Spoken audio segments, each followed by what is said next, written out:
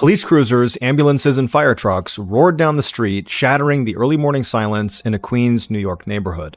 Minutes later, two veteran NYPD homicide detectives stepped out of their car and walked into what was supposed to be an abandoned house. They made their way down a long hallway, opened up a door, and then began going down into the basement. And when they got down there, it seemed like for a second that they had just stumbled onto the set of a horror movie. These two hardened homicide detectives just stood there at a loss for words. All they could think was, I hope this person died before all of this was done to them. But before we get into that story, if you're a fan of the strange, dark, and mysterious delivered in story format, then you've come to the right podcast, because that's all we do, and we upload twice a week, once on Monday and once on Thursday. So if that's of interest to you, please take the follow button out for baseball practice with an automatic pitching machine, but make sure you aim it right at their stupid face. Okay, let's get into today's story.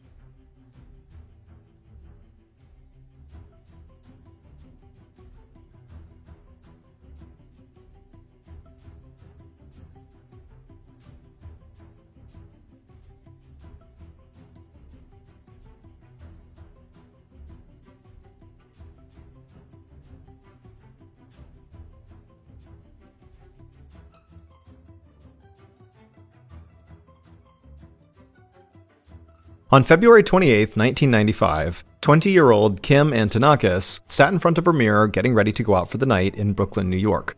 Kim had long, curly brown hair that matched her brown eyes, which were actually the only part of her appearance that she was never happy with. So she put on her favorite pair of gold earrings and leaned in close to the mirror to add the finishing touch, her blue contact lenses. Putting in those blue contacts made Kim feel like a different person. By day, she was a reserved college student who studied, did well in school, and worked hard at her part-time job. But by night, she was free and a bit wild, and men could not keep their eyes off of her or her blue eyes. Kim took a final look in the mirror and then walked through her ground floor apartment, a place most people her age in Brooklyn would have been jealous of. It had 2 bedrooms, hardwood floors, and a private 2-car garage right across the street. Now, Kim alone could never have afforded this place, but luckily, her dad covered most of the rent. Kim looked over and saw her friends, April Deedley and Josh Torres, sitting on the couch watching TV. And April looked up and told Kim how pretty she looked and told Kim to go out and have a great time. April and Josh had been staying at Kim's place with their 2-year-old son for the last couple of weeks while the floors got refinished in their apartment. Kim loved getting to spend time with April and her little boy, but really, she was glad that Josh was there. Having a strong man in the apartment made her feel safer. And for most of the past month, Kim had not felt safe at all. In early January of that year, Kim had met a guy named Vladek, who actually went by the nickname Psycho. He was Russian, he was very good looking, and he was a bit older than Kim. At first, Kim thought Psycho was one of those ironic nicknames, like when a really big guy gets called Tiny or something, because Psycho seemed like a lot of fun. He was laid back and really nice when they had met, but recently, that had all changed. Kim said goodnight to April and Josh, she put her coat on, and walked outside. It was about 40 degrees Fahrenheit, which wasn't bad for a New York winter, but still, Kim felt a bit cold. She glanced up and down the street, looking for strange cars parked nearby or headlights coming down the road. Psycho had really begun to live up to his nickname starting about a month before, when Kim and Psycho had taken a quick trip to Florida together. Now, Kim had thought this getaway was just kind of a casual chance to go hit the beach and have some fun, but apparently Psycho saw things very differently. Because when they got back to New York, he got Kim's name tattooed on his leg, and then he proposed to her.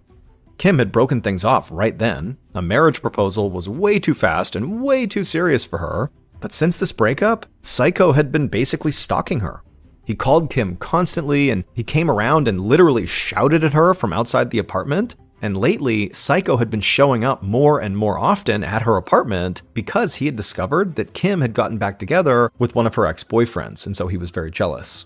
And so Kim scanned the street one more time and saw that no one was there, and so she took a deep breath like she was trying to relax herself.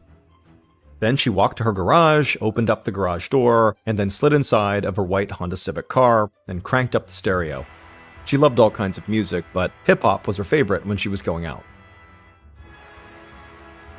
Kim drove about 15 blocks to pick up her friend, and as she did this, she refused to let thoughts of Psycho come into her head because that would ruin her night, and she didn't want that. And so after getting her friend, the two young women had a great night out. They ate dinner and then eventually ended up at a club where they danced all night until the place shut down at about 4 a.m. on March 1st. Kim drove her friend home, and even though Kim was extremely tired from being out all night, she was in a great mood. And then after dropping her friend off, a few minutes later, Kim pulled into her own garage. By this point, Kim's contacts, her blue contacts, were starting to hurt her eyes. All she wanted to do was just take them out and fall asleep in her bed. She actually had to work later that day, so she really needed to get a few hours of sleep. Kim stepped out of her car, but immediately she froze because she heard something in the darkness. She turned, but she couldn't see anything, and then she heard a noise from the other side of her garage. Terrified, Kim just clutched her keys in her hand and rushed towards the open garage door.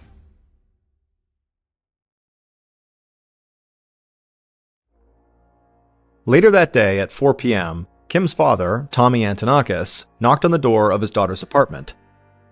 Kim's friend, April, opened up the door, carrying her son in her arms, and she could tell right away that Tommy was upset. She asked him what was going on, and he said he hadn't heard from his daughter all day. Tommy stepped inside the apartment, and at the same time, April's boyfriend, Josh, came over to say hello, but he also could see how upset Tommy looked, and so Josh just stayed quiet and kind of waited to be told what was going on. Tommy asked April and Josh if they had any idea where Kim was, and they would tell him that they actually hadn't heard from Kim since she left the night before to go out, but they also didn't want to tell her father that this was actually pretty normal for Kim. Josh and April figured that Kim had either gone home with the guy she met, or maybe stayed out super late and crashed at her friend's house. But then Tommy told them that his daughter had not shown up for work that day. Kim actually worked for her father's girlfriend, and the girlfriend had called Tommy that day to let him know she was not in. At this, April and Josh both got very concerned looks on their faces. As much as Kim liked to go out and party and have a good time, she was also very responsible when it came to school and work. She would never just not show up for work without calling. And on top of that, Kim did have a cell phone, which still wasn't very common at this time, but she hadn't answered any of her father's calls. And so Josh asked if maybe Kim had tried calling Tommy at his house. But Tommy said he'd only missed one call on his home phone that day, and when he checked the message on his answering machine, it was just static, so he had no idea if, that was his daughter or not. And so Josh asked Tommy if he wanted to go down to the garage to see if Kim's car was there. Tommy agreed this was a good idea, so the two men made their way out of the apartment and across the street and opened the garage door, but Kim's white Honda Civic was not inside. Now, both men didn't know how to react to this. However, Josh kind of threw out there that, hey, this could be a good thing. This might mean Kim is actually still with her friend. But now Josh also looked as worried as Tommy. A few minutes later, Tommy left the garage and the apartment and went straight to the nearest police station. And when he got there, two officers listened to his story, but they told him that even though of course he was concerned, that realistically, an adult woman who hadn't even been gone for 24 hours at this point did not warrant a missing persons report, at least not yet. But Tommy begged them to please at least go to his daughter's apartment to see if maybe they could find anything out of the ordinary. And now at this point, Tommy was so distraught that the officers were actually worried that he might have a total mental breakdown right there in the station. And so they told him, okay, we'll swing by your daughter's apartment and have a quick look around. And so a little later that afternoon, Tommy stood outside of Kim's garage while the officers searched inside the garage. And at some point, one of the officers knelt down and waved his partner over because he had found a gold earring laying on the ground. And when Tommy heard this, he lost it. He said this had to be proof something bad happened to his daughter. The officers tried to calm him down, telling him, hey, her earring could have just fallen out when she got into the car. That's not totally out of the realm of possibility. But they did tell Tommy they would now issue a search for her vehicle and let him know if they found anything. Tommy then gave the officers a photo of Kim and said she had two distinct tattoos that people might have noticed, depending on how she was dressed. There was a scorpion on her left thigh and an infinity symbol on her lower back. The cops said they'd keep Tommy informed and then headed out. Tommy immediately went back to Kim's apartment, and when he got inside, he said to April and Josh that he knew something was wrong here and he didn't think the police were taking him seriously. And so he asked Josh if he would help him put up missing person flyers with Kim's picture all around the city, and Josh said, yeah, whatever you need, I'll help you. And so while the two men laid out their plan for these missing person flyers, April contacted the friend that Kim had gone out with the night before. And the friend said that, her and Kim had stayed at the club until around 4 a.m. when it closed, and then afterward, Kim had dropped her off, and that was the last the friend had seen Kim. And so after April relayed this information to Tommy, Tommy became convinced that this, in conjunction with the earring that was found in the garage, meant something must have happened to Kim in the garage right when she got home after dropping off her friend. and so Tommy looked at Josh, totally despondent, and said they were already running out of time if they wanted to find Kim alive. On March 3rd, so 2 days after Kim had gone missing, Kim's mother arrived in town. Over the last 2 days, her ex-husband, Tommy, had continued to put up flyers all around the city, and the police had really ramped up their search for Kim and her car, but nobody had any idea where Kim was. So that's why Kim's mom had come to New York to conduct a search for her daughter in her own way. Kim's mother walked through a small row house in the Bay Bridge neighborhood of Brooklyn, and the house was dark and smelled of incense and candles. She stepped through a curtain at the back of the house and entered a room where a woman with long dark hair sat at a small wooden table. This was the psychic Kim's mother had come to see. The psychic told Kim's mom to take a seat and then asked her how could she help. Kim's mom fought back tears and said her daughter had not been seen in days. She put a photo of Kim and a few of Kim's personal belongings on the table, then she pulled out a small tape recorder from her purse and asked the psychic if she could record this session. The psychic nodded and then touched the objects that belonged to Kim. Then the psychic closed her eyes and took a deep breath. For a minute, the only sound in the room was the hypnotic click of the spinning tape in the tape recorder. Then the psychic opened her eyes and began talking. She said to Kim's mother that Kim was alive, but she was no longer in Brooklyn. She was tied up in someplace cold and dark, maybe a basement. Then the psychic looked up like she was trying to see something in the room that was invisible to everybody else, and she told Kim's mom that different letters had begun to appear in front of her, and one of them was a big letter T. A moment later, the psychic sort of came out of her trance, and at this point, Kim's mom hit stop on the tape recorder. Later that day, Kim's mom met with April, Josh, and Kim's ex-boyfriend, Jay Negron, at Kim's apartment. Kim's mom knew that her daughter had started sleeping with Jay again, even though Kim didn't really like him. Kim's mom didn't think this was a good idea, but she was happy to see that Jay was there and willing to help. Kim's mom took out her tape recorder and said she had come from a meeting with a psychic. Jay stifled a laugh and glanced over at Josh and April, but they looked like they were taking this very seriously. The recording started, and Jay quickly stopped smirking. The psychic's voice on the recording sounded eerie, like it was coming from someplace far away. And when the psychic got to the part about seeing the letters in the room floating around, everybody got a deadly serious look on their face. April didn't want to say anything in front of Kim's mom, but she thought the letter T that the psychic saw clearly pointed to a particular person, Kim's father, Tommy, T for Tommy. At 2 a.m. on March 4th, 3 days after Kim had gone missing, a man woke up at his house in Queens, New York, about 30 minutes from Kim's apartment. The man smelled smoke, so he rushed out of his bedroom, but he quickly realized the smoke was not coming from inside of his house. So the man ran outside and looked down the street, and flames engulfed an old wooden 2-story house down the block, and smoke was pouring out of the windows. The man ran back inside and called 911, and he would tell the operator that the house that was on fire had been abandoned for a long time, but there could be squatters inside, so it was possible there were people in immediate danger right now. So the operator said they would send fire and rescue right away. Soon after that, fire trucks roared down the street with their sirens wailing, and they arrived in front of the abandoned burning house. Firefighters got right to work, and luckily, once they got inside, they could tell the house did seem to be empty, and they were able to put out the flames quickly. But then several firefighters walked through the now smoldering house to try to discover what the source of the fire had been, and one of them led the way down the stairs into the basement of this building, and he quickly told the others to stay back. He had seen some terrible things on this job, but what he saw in the basement was the worst he had ever seen. The others called down to him and asked if he was okay, and he just turned and shouted up that they needed to get the police down here right away.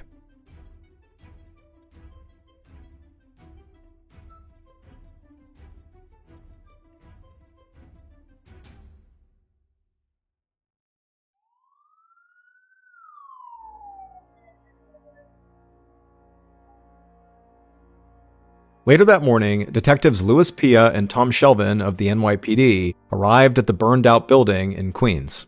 Other cops thought that Pia and Shelvin made the perfect team. Pia could talk to anyone and seemed like their best friend right away, or maybe their favorite uncle. He was known on the force for getting guilty people to quickly confess to their crimes, because they suddenly just wanted to do the right thing and not let Pia down. On the other hand, Shelvin was quiet and methodical. Other cops said when he analyzed evidence at a scene, it was like he could transport himself to the moment of the crime and see exactly what had happened. Pia and Shelvin could still smell smoke as they walked through the burned-out house. They descended the stairs and stepped into the basement. And just like the firefighter, these two experienced New York homicide detectives could not believe what they were looking at. In the basement, slumped over in a burned-out chair, they saw an obvious corpse that was charred from the waist up. This person's clothes and their facial features had been completely and utterly burned off. The detectives walked closer to the body, and they were able to identify that the victim was almost certainly a woman, and she still had pieces of burned duct tape on her wrists that had been used to bind her hands behind her back. Detective Pia stared at the body. He knew it was not much of a consolation, but he said he hoped this poor woman was already dead by the time her body was on fire. Detective Shelvin crouched down to get a better look at the body, and as he did, he leaned in close, and he saw something on her left thigh that caught his attention. He shouted to Pia, and Pia also crouched down next to him. Through the very badly burned skin on this woman's leg, the detective saw a scorpion tattoo. The two detectives walked around the chair, which had actually mostly survived the blaze, intact, and they looked at the woman's back.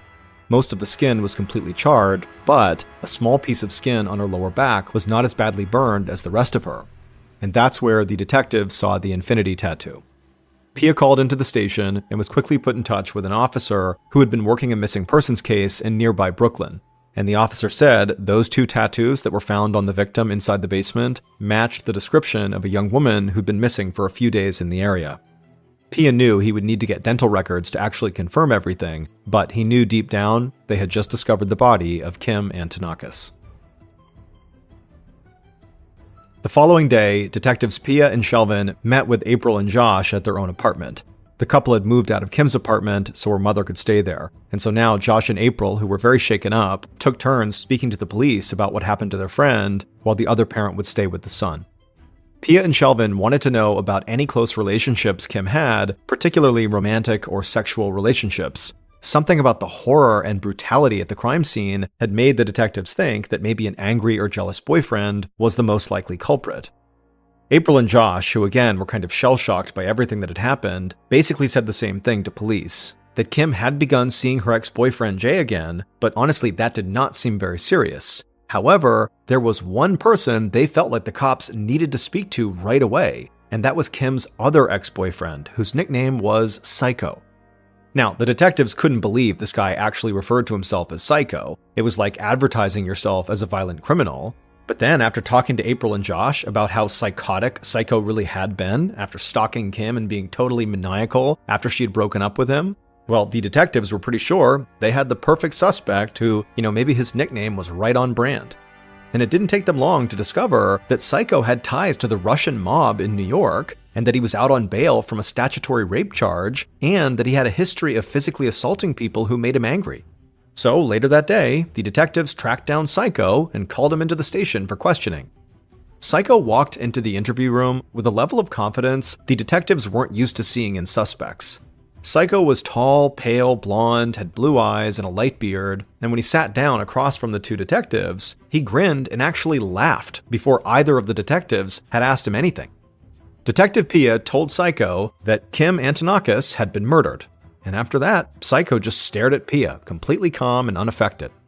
And so Pia eventually broke the silence by asking Psycho how he knew Kim, and at this, Psycho smiled and laughed again. And then he said, the name Kim rings a bell, but I can't really picture her. Pia smiled right back at Psycho and asked, hey, if you don't know who Kim is, then why do you have her name tattooed on your leg? Psycho leaned back in his chair and got a look on his face like this was the most ridiculous thing he'd ever heard. He said he did have the letters K-I-M tattooed on his leg, but it wasn't for this girl Kim. It stood for something that wouldn't make sense to these detectives. It was just a positive phrase that inspired him. The detectives looked at each other, and they almost started laughing.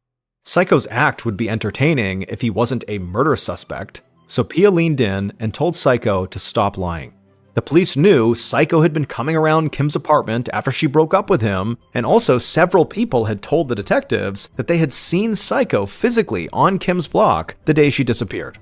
At this, Psycho lowered his eyes and dropped the tough guy act. He admitted to not only knowing Kim, but also dating her at one point, but he still insisted his tattoo had nothing to do with her and that their relationship wasn't actually all that serious.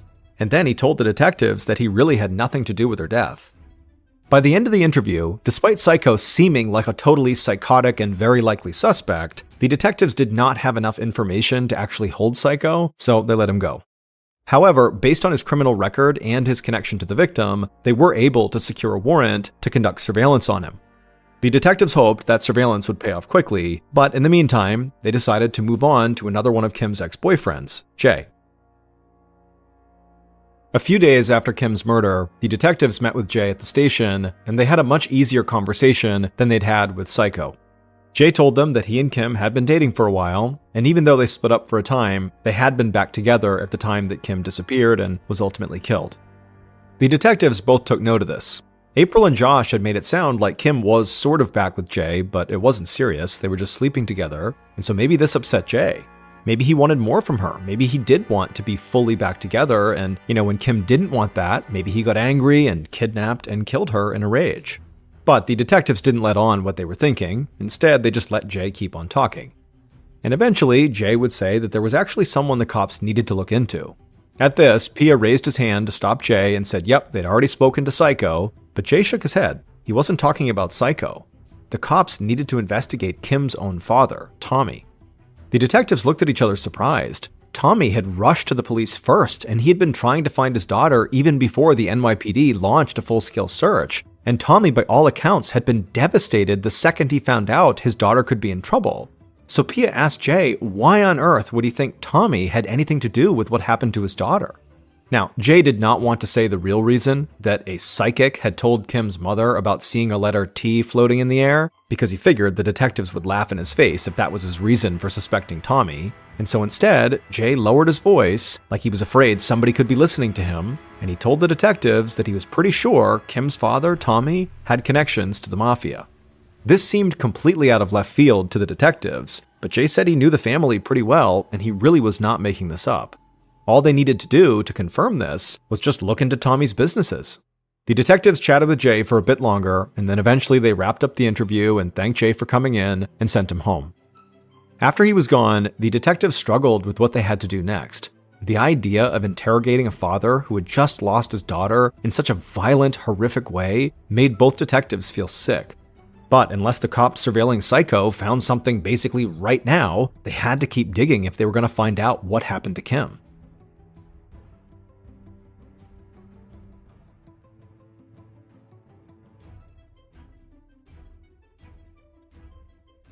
And so later that day, Pia and Shelvin drove to Tommy's house, and Tommy came to the door and welcomed them inside, but he looked horrible, like he hadn't slept in days. He was jittery, and he struggled to even put full sentences together. And then Pia told Tommy they were actually there to question him. And at this, Tommy lost it. He screamed that they were just wasting their time while his daughter's killer clearly was out there roaming the streets. And if they knew how to do their jobs, they would not be questioning him about the murder of his beloved daughter, the person who meant more to him than anybody else in the world. Pia told Tommy that it really was just routine for police to follow up with everyone who was close to the victim, and Tommy at this, managed to calm down a bit, but he was still very upset about this. And so Pia just got right to the point and asked if Tommy had any connections to the mafia. Tommy shook his head. He couldn't believe where this investigation was going. He said they could look into his businesses or whatever they wanted, and they wouldn't find any links to organized crime. He said, yes, he did happen to have an office near the office of famous New York mobster John Gotti, and he had met some of Gotti's people in passing a couple of times, but that was it. There was no actual connection to the mafia. And then Tommy just began shouting for the detectives to do some real work and go find his daughter's killer. The detectives could tell Tommy was not willing to talk to them right now, so they quickly left the house and just headed back to the station. As a father, Pia knew how gut-wrenching it must be for Tommy to hear someone even suggest he might have done something to hurt his own child. But as the detectives dug into Tommy's potential ties to the mafia, something did jump out at them. Tommy owned several businesses, and one of them was a fire insurance company. Detective Shelvin said that, regardless of whether Tommy had mafia connections or not, as someone who dealt with fire insurance professionally, he would likely know how to burn a house down and leave nothing traceable behind. And if the guy in Queens hadn't smelled smoke and woken up when he did, there was a chance firefighters would have not stopped the blaze before it basically totally consumed Kim's body. Pia hated to even consider this theory, and he still hoped it was just a matter of time before Psycho or somebody else made a mistake and proved that Tommy had not murdered his own daughter. But as the days went by, police didn't seem to be getting closer to pinning down Psycho or anyone else. The case was just wide open. Police did, however, finally locate Kim's abandoned car miles away from her apartment, but it had been completely wiped down, so there were no prints to point the detectives in the right direction. And so soon, months went by with no new leads, and Pia and Shelvin felt like they were running out of ideas. So they engaged in what they called, quote, shoe leather work, end quote, literally walking the streets around Kim's apartment and the house in Queens where she had been found, knocking on doors and talking to anybody they could. It felt like a very thankless job. But then, in June of 1995, so 3 months after Kim's murder, the detectives got a call from a police officer in the Queens neighborhood they'd been walking around in, and they would tell the detectives that another body had turned up. And this body was a young man who had been murdered in the street, literally, mafia execution style. Pia and Shelvin got the victim's details and then sped to his house in Queens. When they got there, the victim's mother let them in and said they could look around to see if they could find anything that would help their case. She told them that she had no idea who had killed her son. However, she did tell them her son had begun hanging around what she considered to be a bad crowd. Pia sat and spoke to the very upset mother some more while Shelvin searched the house. And at some point, Shelvin got to a room at the back of the house and he looked out the window, and just over the fence, he could see the backyard of the abandoned house where Kim's body had been found. Shelvin walked back through the house and asked the mother if she'd ever seen anybody going in or out of that abandoned home, or if she knew if her son had ever gone in there for any reason. And the woman said, she hadn't seen anybody go in there for well over a month and really couldn't imagine why her son would have gone inside either. The detectives thanked her for her time, and then they headed back to their car. And once they got in there, they both agreed there was just no way this could be a big coincidence, that this young man who had been murdered mafia style just happened to live right behind the abandoned house where Kim had been murdered. And with all this talk about the mafia connection to Kim's murder, it just felt like this young man's murder had to be connected to Kim's in some way. They just didn't know what that way was. On September 3rd, 1995, so 6 months after Kim's murder, detectives Pia and Shelvin sat at their desks and went over their notes like they had been doing almost every day since the murder. They had found a possible connection between Kim and that young man who was the shooting victim in Queens, but nothing concrete had come out of that yet. On top of that, Psycho, despite being under surveillance, had not shown his hand in any way, and also the detectives had discovered that Kim's father, Tommy, really had absolutely no discernible ties to the mafia. So at this point, none of their leads had panned out. However, the detectives refused to say that Kim's case had gone cold, but they admitted it was, at the very least, lukewarm. But just then, the detectives heard shouting and crying down the hall. They looked up and saw an officer leading a blonde woman towards them. The officer had an apologetic look on his face, and he said, this woman claimed to have vital information regarding Kim's murder, and she kind of barged her way down here. Now, a lot of people had made similar claims over the past several months, so Pia and Shelvin understood why this officer was hesitant to let this woman come down and talk to them right away, but they stood up and they could see how upset this woman was. Also, it looked like she had some serious bruising on her cheeks and around her eyes. So the detectives walked over to the woman and wanted to make sure she didn't need immediate medical attention, but the woman shook them off and said she needed cops, not doctors. Pia nodded and said, "Okay, well, what's your name?" And she smiled through tears and pointed to her hair and said everyone just called her Blondie. Pia smiled back at her and asked her to tell him and his partner, what's going on here. Blondie took a deep breath and stopped crying. She said that morning she and her boyfriend had gotten into an argument. Blondie said she was sure he was cheating on her. And so she got very upset and angry and began yelling at him, but instead of just yelling back at her, her boyfriend grabbed a shovel and hit her with it. Blondie fell to the floor and thought her boyfriend was going to literally kill her, but he ended up just running outside, stealing her motorcycle, and speeding off. Pia told Blondie, I'm so sorry, and then told her she really ought to go get some medical attention, but then he also asked her, what does this have to do with Kim's murder? Blondie glanced between Pia and Shelvin and took a deep breath, and then she said, while she was on the floor after being struck by the shovel and thinking she was about to be killed, her boyfriend, before running off, leaned down, got into her face, and told her he had already set one woman on fire and he would have no problem doing it again. The detectives asked Blondie who her boyfriend was, and when she gave them the name, they knew he had been telling Blondie the truth about previously burning someone because they knew her boyfriend had to be Kim's murderer.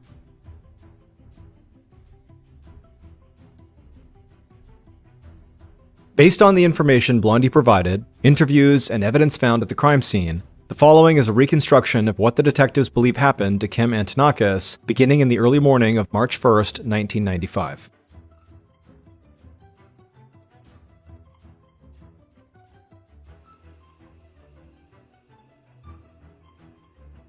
On March 1st, at about 4 a.m., the kidnappers sat crouched behind a parked car a few feet away from Kim's garage. It was getting colder outside, and the kidnappers were tired of waiting. Finally, they saw a white Honda Civic coming down the street, and they knew it had to be Kim's. And so the kidnappers stood up, and after confirming it was hers, they ducked back down. They were wearing all black clothes, gloves, and face masks, so they remained hidden in the darkness. From their crouched position, they watched as Kim's car pulled into the garage, and they waited right outside. Once the overhead light inside of the garage went out, each of the kidnappers crept inside and crouched down on opposite sides of Kim's car. The hip-hop music from inside the car cut out, and then Kim turned off the engine. At this point, the kidnappers were totally still, fixated on the driver's side door. The door opened and Kim stepped out, but immediately she stopped, because when she looked to one side of the garage and then the other, she saw something moving around, she heard something, it scared her, and so she began rushing towards the open garage door. At this point, one of the kidnappers leapt out of the darkness and surprised Kim from behind. They wrapped their arms around her, but Kim screamed and thrashed with her elbows and almost broke free. She scraped her long fingernails down the kidnapper's arm and thrust her keys at the kidnapper's face. And finally, the kidnapper's grip loosened and Kim got away. Kim made a break for it, but at this point, the other kidnapper leapt at her and brought her to the ground. It was at this point one of her earrings fell out and landed on the ground. Kim kept on fighting, but the kidnapper now had her pinned. And then suddenly, Kim's head slammed against the ground, completely stunning her. The kidnapper on top of Kim turned her over onto her stomach and pulled her arms behind her back. At this point, the other one rushed over and unrolled a strip of duct tape and bound Kim's hands behind her back. Then both kidnappers flipped her back over. Kim would have felt a piece of duct tape being stretched across her mouth, and then would have felt her head slam against the ground one more time, at which point she lost consciousness. The kidnappers lifted Kim up and threw her in the trunk of her own car, and then sped down the street in her car and drove from Brooklyn to Queens. They made their way to that abandoned house and parked right out front. The street was pitch black and nobody was out that early in the morning. So the kidnappers just pulled Kim out of the trunk and dragged her right into the abandoned house and down the steps into the basement. Once in the basement, Kim began regaining consciousness and she screamed through the tape, but the kidnappers threw her onto a chair, crouched down, taped her feet, and then walked out of the basement, locking the door behind them. Kim would remain in that basement for about 36 hours without food or water, just sitting in that chair all tied up, until the cold sent her into the final stages of hypothermia. She drifted in and out of consciousness and started hallucinating, so she could never really tell if she was alone or if people were there with her. Then, in the early morning of March 4th, 3 days after Kim was kidnapped, the basement door flew open again. Kim's kidnappers remained at the top of the stairs, but Kim's killers walked down the steps into the basement, and one of them held a gas can. The killer with the gas can walked right up to Kim, and from the looks of it, Kim seemed dead. But the killer didn't care. The killer leaned down, kissed Kim on the forehead, and said, quote, "Shit happens and life sucks," end quote. But the truth was, Kim was not dead. Hypothermia had simply slowed down multiple functions of her body, so she appeared dead, but certainly was not. Which means Kim was fully alive when the killer doused her with gasoline, took several steps back, lit a match, and flung it at her, setting her on fire. Once the fire started, the killers and the kidnappers turned and fled the scene and watched from outside as the house went up in flames. Then the killer and the kidnappers got in 2 separate cars and drove away. Eventually, the killers made it back to Brooklyn and they split up. One just kind of walked the streets for a while the other went back to their apartment and checked in on their 2-year-old son before they went to bed. It would turn out the man who called himself Psycho, that police really believed must have had something to do with Kim's murder, had nothing to do with it. And as for Kim's father, Tommy, he loved his daughter more than he loved anyone, and he would never have done anything to hurt her, just like he said. The truth was, Kim's horrific murder had taken place simply because somebody wanted a new car. Josh Torres, the man who'd been staying at Kim's apartment with his girlfriend April and their 2-year-old son, really liked Kim's white Honda Civic. And he started thinking that he really wanted a car just like that, or one maybe even nicer. And Josh's good friend, Jay, just happened to be Kim's ex-boyfriend, and he knew firsthand that Kim's dad was rich and could easily hand over enough money for Josh to get whatever car he wanted. And Jay was willing to help Josh pull this off because deep down, Jay knew that Kim did not really love him the way he loved her, And so he knew this relationship was never really going to amount to much. And also, Jay figured he wasn't really ripping Kim off, he was just ripping off her rich dad, who could easily afford giving up some money. And so Josh came up with a plan to kidnap Kim and get ransom money from her dad. And he reached out to two friends to pull off the kidnapping job, and one of them lived near an abandoned house that he said would be the perfect place to stash Kim until her dad forked over the ransom money. Jay, who knew Kim's schedule really well, helped the other guys, the kidnappers, work out the details of the plan and pick the perfect time to put it in motion. And in the early morning of March 4th, when Kim was kidnapped, everything seemed to be going the way it was supposed to. But later that day, things began to fall apart. After the kidnapping, Josh called Kim's father, Tommy, and played him a pre-recorded ransom demand, telling Tommy to leave $75,000 at a specific location at a specific time. But Tommy's answering machine did not pick up the recorded message. Instead, it just sounded like static, and Tommy had no idea that message had anything to do with his daughter. And when Tommy showed up at the apartment asking Josh for help, Josh panicked. So he did everything he could to make it look like he was desperately trying to find Kim, while he and Jay secretly figured out a different way to get Tommy the ransom message. But then everything changed again when Kim's mother came to town and visited the psychic and played that recording for Josh and Jay. Because the psychic correctly said Kim was no longer in Brooklyn and that she was in a cold, dark basement. But more importantly, the psychic did not just mention the letter T floating around, she also said that she kept seeing one other letter, the letter J. And when Josh and Jay heard that, they freaked out because their names begin with J. And so, totally convinced the psychic knew exactly what was happening, Josh and Jay went to that abandoned house where Kim was with the two guys they had hired to kidnap Kim. Josh had picked up a gas can on the way over, claiming they would just move Kim to a different location and then burn the abandoned house down, kind of destroying evidence. But investigators would never know if that was actually Josh's intention. Because when Josh saw Kim in the basement and thought she was dead, even though she wasn't, she was just hypothermic, Josh would say he felt like the only way to deal with the situation was to light her on fire and burn her body along with the house, destroying all evidence. But of course, Kim was actually alive. Detectives Pia and Shelvin had actually begun to suspect Josh and Jay when that dead young man turned up in Queens, the guy who was shot out in the street, mafia execution style. That young man, who would turn out to be one of Kim's kidnappers, had connections to both Josh and Jay. But it was ultimately Blondie, the woman who had been attacked by her boyfriend, who broke the case wide open. Because Blondie's boyfriend at the time was Josh. Not long after Kim's murder, he had left April and their kid and started seeing Blondie. Police arrested both Josh and Jay, and Detective Pia very quickly got Jay to tell him absolutely everything that had happened. In fact, Jay cut a deal with the prosecution and would only serve 2 years in prison. As for Josh, he was not found guilty of the execution-style murder in Queens of that young man. However, he was found guilty of kidnapping and murdering Kim and was sentenced to 58 years to life in prison.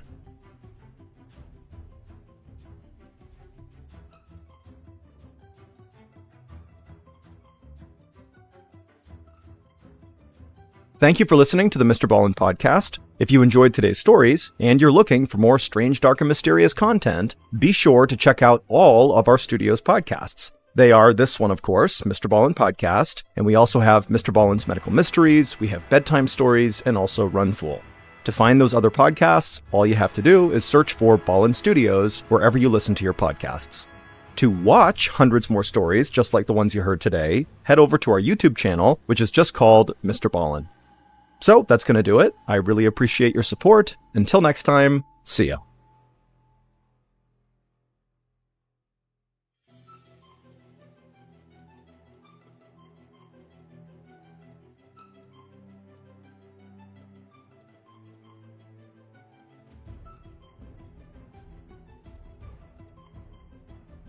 Late one night in the summer of 1993, an 11-year-old boy climbed into his bedroom through an open outdoor window at his house in Port Hueneme, California. And when he got into his room, the 11-year-old was startled to see his 4-year-old little brother just standing there motionless. Then, before the 11-year-old could even ask what the little boy was doing, the 4-year-old just turned and raised his arm and pointed at the door that led out to the hallway, and he said, "Mommy has a Band-Aid on her face." A day later, police would discover the meaning of the little boy's bizarre statement, and they would step into a crime scene that felt like it was straight out of a horror movie. But before we get into that story, If you're a fan of the strange, dark, and mysterious delivered in story format, then you've come to the right podcast because that's all we do, and we upload twice a week, once on Monday and once on Thursday. So if that's of interest to you, please offer to make the Amazon Music follow button a fresh, healthy fruit smoothie, but don't remove the stickers from the fruit before you blend them together. Okay, let's get into today's story.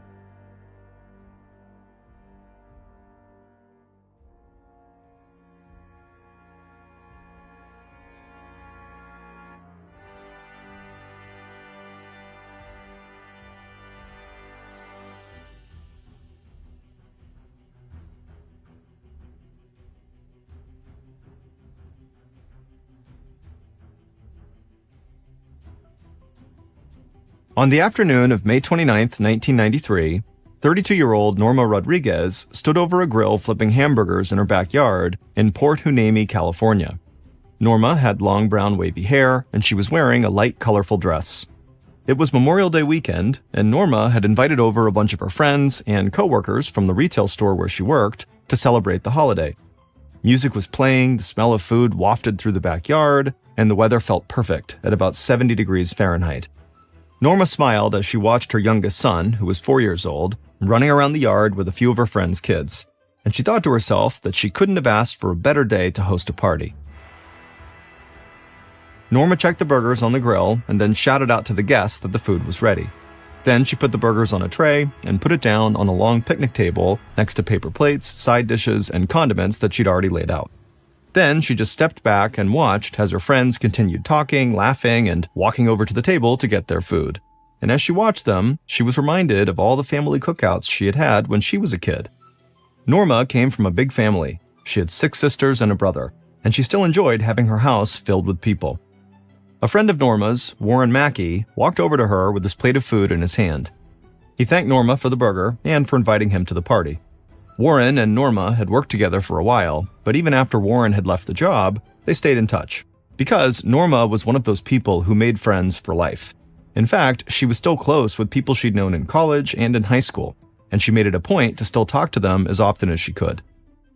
Warren took a bite of his hamburger, and then he told Norma that he'd noticed the rim on the basketball hoop in her driveway was bent forward, and he said he'd be happy to fix it right now if Norma wanted him to. And Norma said that would be great. She knew her oldest son would be very excited when he got home and he saw the basketball hoop that he loved was now fixed. Norma lived in a small one-story house in Port Hueneme with her 4-year-old and 11-year-old boys. She had met the boys' father, Anthony Rodriguez, when she was in college, and they had married a couple of years later and started their family. Norma and Anthony's relationship had looked perfect from the outside. They seemed happy together and they had these 2 beautiful sons. But despite the appearance of how they looked, internally, their relationship was kind of a mess. Anthony spent a ton of time away from the house, either working or just hanging out with his brother, so Norma had often felt like she and the boys were just not a priority for Anthony. And the longer they had stayed together, the worse their relationship got, and soon they were fighting all the time.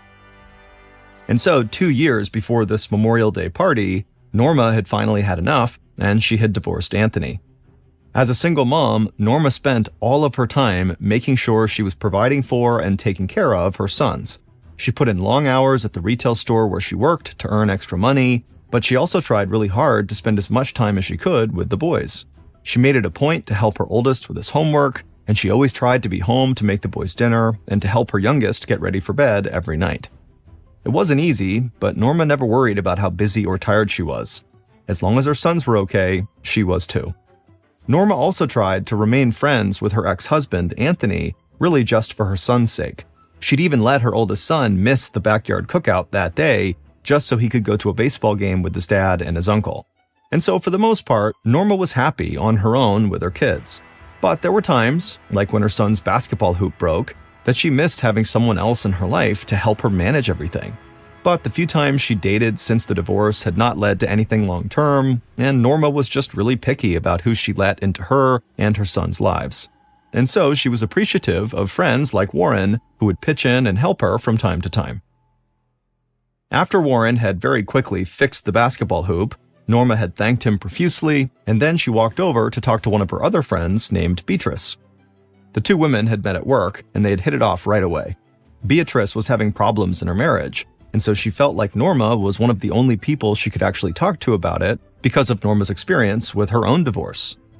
Norma asked Beatrice if she was doing okay, and Beatrice would say that, things are about the same, and then Beatrice would ask Norma how she was doing, and Norma would say that, life was great, except that lately her ex-husband, Anthony, had started showing up at their house totally unannounced.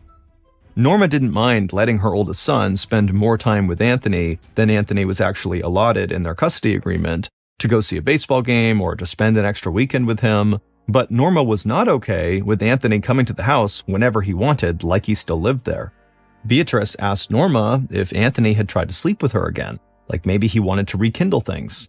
But Norma said no, he usually just came into the house, talked for a minute, and then sat down on the couch and watched TV. And if Norma tried to ask him to leave, he would just get mad. One of Norma's sisters, who lived nearby, had told her to just stop letting Anthony into the house at all, and Beatrice said she agreed with Norma's sister. Norma had to draw boundaries.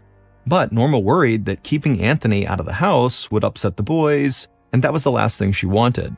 She knew her sons loved their dad, especially her oldest son, who shared a lot of interests with Anthony.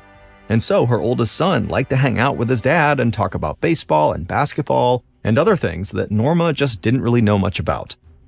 Beatrice and Norma talked a bit longer about the whole situation, and then Norma walked around the backyard and checked in with her other guests to see if they needed anything. Norma's Memorial Day cookout lasted for hours. Some people stuck around until long after the sun had set to spend some more time with Norma and to help her clean up.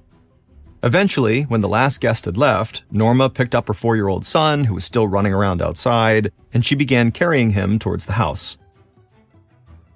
Before she went inside, she turned and looked over at the now fixed basketball hoop and smiled, thinking about how nice it was that Warren had done that.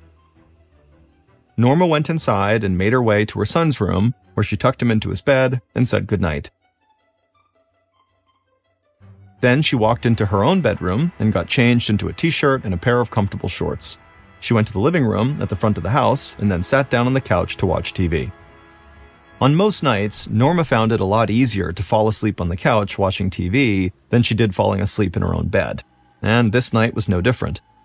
A few minutes after finding something to watch, Norma felt her eyes getting heavy, and so she stretched out on the couch, and with the sound of the TV playing in the background, she drifted off to sleep.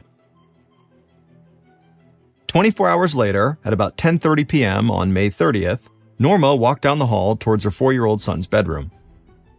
She opened the door quietly, looked in, and saw him sound asleep in his bed. Norma knew he was still totally worn out from the barbecue the day before. Norma had spent that day cleaning up the house a bit and watching movies with her 4-year-old. Her oldest son was still staying with her ex-husband Anthony, and he wouldn't be home until the following night. So the house felt quiet and a little empty. Eventually, Norma went to the living room, turned on the TV, and stretched out on the couch like she had done the night before, and within a few minutes, she had drifted off to sleep.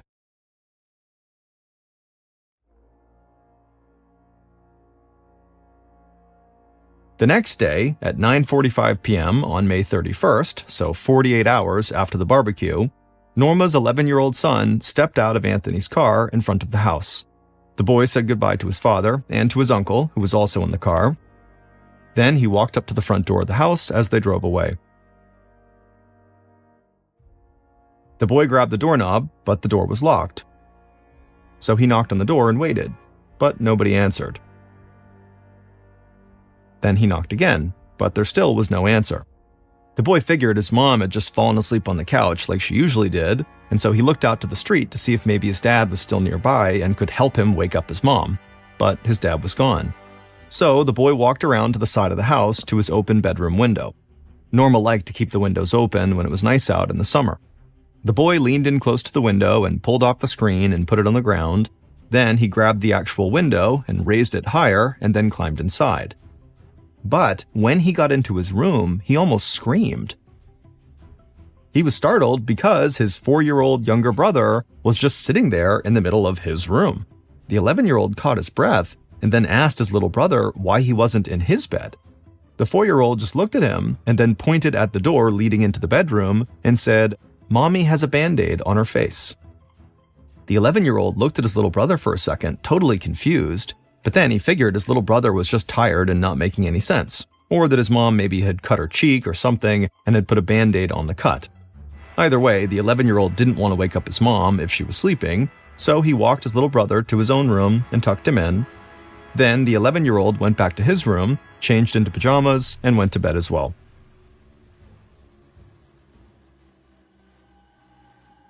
The following morning, so June 1st, at around 7:30 a.m., Norma's ex-husband, Anthony, pulled his car up in front of their house again. Anthony and his brother got out of the car and walked up to the front door. Anthony was 33 years old, and he was tall with dark hair and dark eyes. He knocked on the door, and then he and his brother stood on the porch and talked while they waited for Norma to answer. Anthony and his brother were there to take the boys for the day because Norma had made plans to go to the beach with some of her friends. After a few moments had passed and Norma had not come to the door, Anthony knocked again. And when nobody answered again, he said he was worried something weird was going on. Norma knew he was coming over, and even when she fell asleep on the couch, she always woke up early in the morning. Anthony pounded on the door again, and again when nobody answered, he reached into his pocket, pulled out his wallet, and then grabbed a credit card that was inside of it. Then he slipped the credit card into the crack between the door and the frame right under the lock. He shook the card up and down against the lock a few times, and then just like that, the lock gave way. As soon as this happened, Anthony looked back at his brother with a smile on his face, and his brother clearly was impressed that Anthony was able to do that. Anthony then opened the door and walked into the living room, and he was about to call out to Norma, but then he saw something and just froze. Then Anthony turned back to his brother and yelled for him to give him the knife that Anthony knew his brother always carried. His brother grabbed the knife out of his pocket and handed it over. Anthony took the knife and ran across the living room and got down on the floor. And his brother saw him cutting something with the knife, but he couldn't see exactly what was going on. Then, just as quickly as Anthony had done that, he stood up and ran into the kitchen and called 911.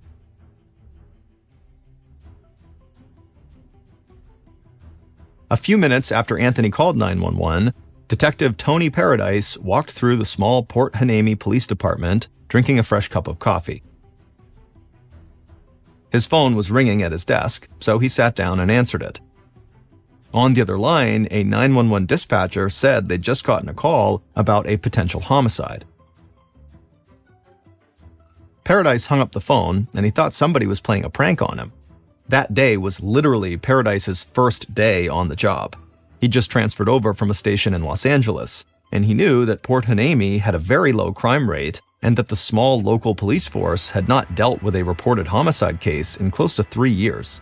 So Paradise thought the phone call might just be the other cops kind of hazing the new guy. Paradise got up and walked over to the desk of lead detective Dennis Fitzgerald to see if he was really being pranked, but Fitzgerald said there was no way that call was a joke. So Fitzgerald, Paradise, and several other officers headed outside, got into their cars, and drove a few minutes across town to Norma's house. Paradise parked his car in front of the house behind Fitzgerald's and then stepped outside. Paramedics were already there, and a uniformed officer was standing outside with Anthony, his brother, and Norma's 2 young sons. And Paradise saw at least a few of Norma's neighbors standing on their porches trying to see what was going on. Paradise still couldn't believe this was how he was spending his first day as a Port Hueneme detective. He thought Port Hueneme was the type of place people moved to so they could feel safe, a place where they could escape to the beach and leave their windows open at night without worrying about anything. Detective Fitzgerald waved Paradise over. Fitzgerald was 49 years old. He was average height, and he had thinning hair and a mustache. The detectives headed up the walkway towards the front door, while other officers started to block off the scene with police tape. The front door was open, so Paradise and Fitzgerald just walked right into the living room and put on their gloves. Then both detectives walked across the room towards the kitchen, and when they saw what was on the floor, they felt like they'd walked into a scene from a horror movie. A woman's dead body was lying there. It was Norma, and her face and head were completely wrapped in duct tape. Fitzgerald and Paradise crouched down to get a closer look at the victim. A small piece of the duct tape had been cut away from her nose and mouth, and there was a set of house keys lying on the floor next to her. The detectives also noticed that rigor mortis had already started to set in, which causes the body to stiffen after death. But inside of a controlled environment, like this suburban living room, rigor mortis usually takes several hours to appear in the arms and legs. So Fitzgerald and Paradise believed the victim had most likely been dead in the house since sometime the day before. Fitzgerald and Paradise stood up and searched the living room. There was no blood anywhere, no weapon, and no sign of forced entry. So Fitzgerald wondered if maybe Norma had come home with the killer and still had her keys in her hand when she was attacked. While the detectives did a full search of the house, the forensics team arrived. They started to take DNA samples from Norma's body, using sweat from her hands, fingernail clippings, and samples from the duct tape wrapped around her head. In 1993, DNA testing was still a relatively new investigative technique. Large samples of DNA were required to get any useful results, and the testing process took a really long time. So investigators knew they should not expect a fast turnaround with any of these samples. During their search of the house, Fitzgerald and Paradise didn't find anything that had been disturbed in either of the boys' bedrooms or in Norma's bedroom. So they walked back outside and pulled Anthony down the walkway to talk to him, while Norma's sons stayed with their uncle and another officer. Anthony confirmed that the dead woman inside the house was his ex-wife, Norma Rodriguez. And Fitzgerald told Anthony they would need him and his brother to come to the station to answer some questions. Anthony said he understood and then walked back over to his sons.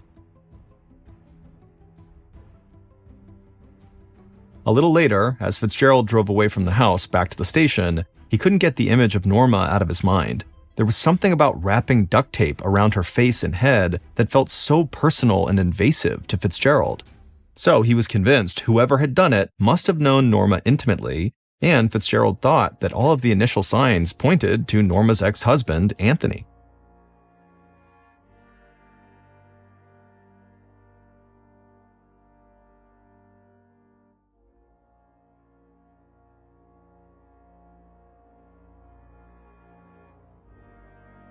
Shortly after Detective Fitzgerald went back to the Port Hueneme police station, he sat down with Anthony inside of an interrogation room.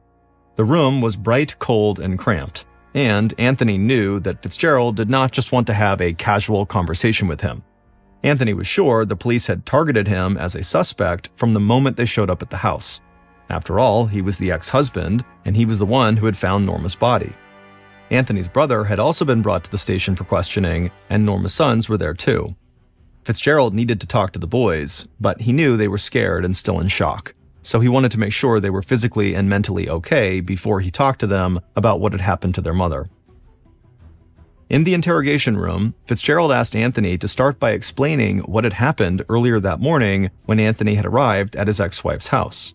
And Anthony told Fitzgerald how when nobody had answered the door, he had unlocked it using a credit card. Fitzgerald sat straight up in his chair. This was a huge red flag, and Fitzgerald had a couple of different thoughts running through his head. Did this guy have experience breaking into houses? Or had Anthony just used the key to get in, and he was making up the credit card story to cover his tracks? The police had found a set of house keys next to Norma's body on the floor, and there was no sign of forced entry. So Fitzgerald believed there was a good chance whoever killed Norma had been invited into the house, and he knew Anthony was a frequent visitor there. Anthony could have easily killed Norma, taken the keys, used them to get back into the house the following day, and then put the keys on the floor by Norma's body before the police arrived. But Fitzgerald didn't want to show his hand in any way, so he let Anthony keep talking. And Fitzgerald spotted yet another huge red flag almost immediately. Anthony said when he walked into the house, he saw Norma lying on the floor between the living room and the kitchen, and her head and face were completely wrapped in duct tape. And so he said his first instinct was to cut the tape away so Norma could breathe. So Anthony got a utility knife from his brother that had a fold-out pair of scissors on it, and he had rushed over to Norma and cut the duct tape away from her mouth and nose. He said her body still felt warm when he was touching her, but she wasn't breathing, so he ran into the kitchen and called 911. Fitzgerald leaned back and just kind of stared at Anthony in disbelief. In Fitzgerald's mind, Anthony was admitting to tampering with evidence at a murder scene, and the idea that Anthony thought Norma's body was still warm didn't seem possible to Fitzgerald. He knew Norma had been dead since the day before Anthony and his brother showed up at the house, so her body definitely would not have been warm. It would have been cold. But Fitzgerald knew that people could experience different things and make strange decisions when they were in shock. So even though everything about Anthony's story felt totally off to Fitzgerald, he stayed open to the idea that Anthony could be telling the truth. Fitzgerald asked Anthony if he would stay at the station and submit to a polygraph, which is commonly known as a lie detector test. Anthony said he would, and he also agreed to submit DNA samples for testing. While Anthony was prepped for his polygraph, Fitzgerald stepped out of the interrogation room and met with the investigators who had been speaking with Anthony's brother. And it would turn out both men had given identical stories of what had happened. But that didn't really mean anything to Fitzgerald. Anthony and his brother could have easily worked out a story together before they called 911. Later that day, Norma's ex-husband Anthony sat through a polygraph test and he passed. So as far as that test was concerned, Anthony was telling the truth about the events of the morning, which meant he was telling the truth about not killing Norma.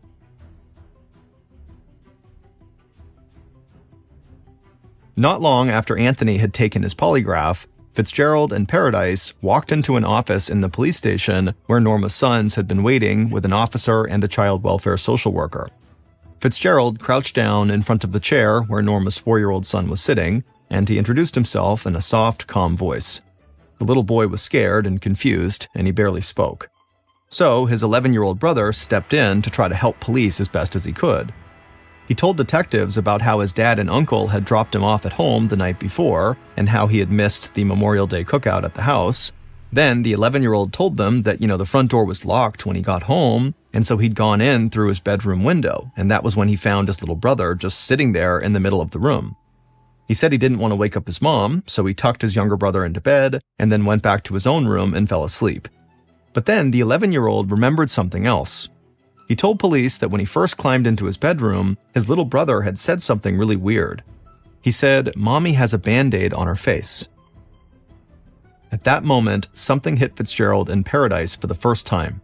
They realized that Norma's 4-year-old son had been alone in the house with the body of his dead mother for hours, and the little boy couldn't understand what the duct tape covering his mother's face was, so he had told his older brother that their mom had a Band-Aid on her face.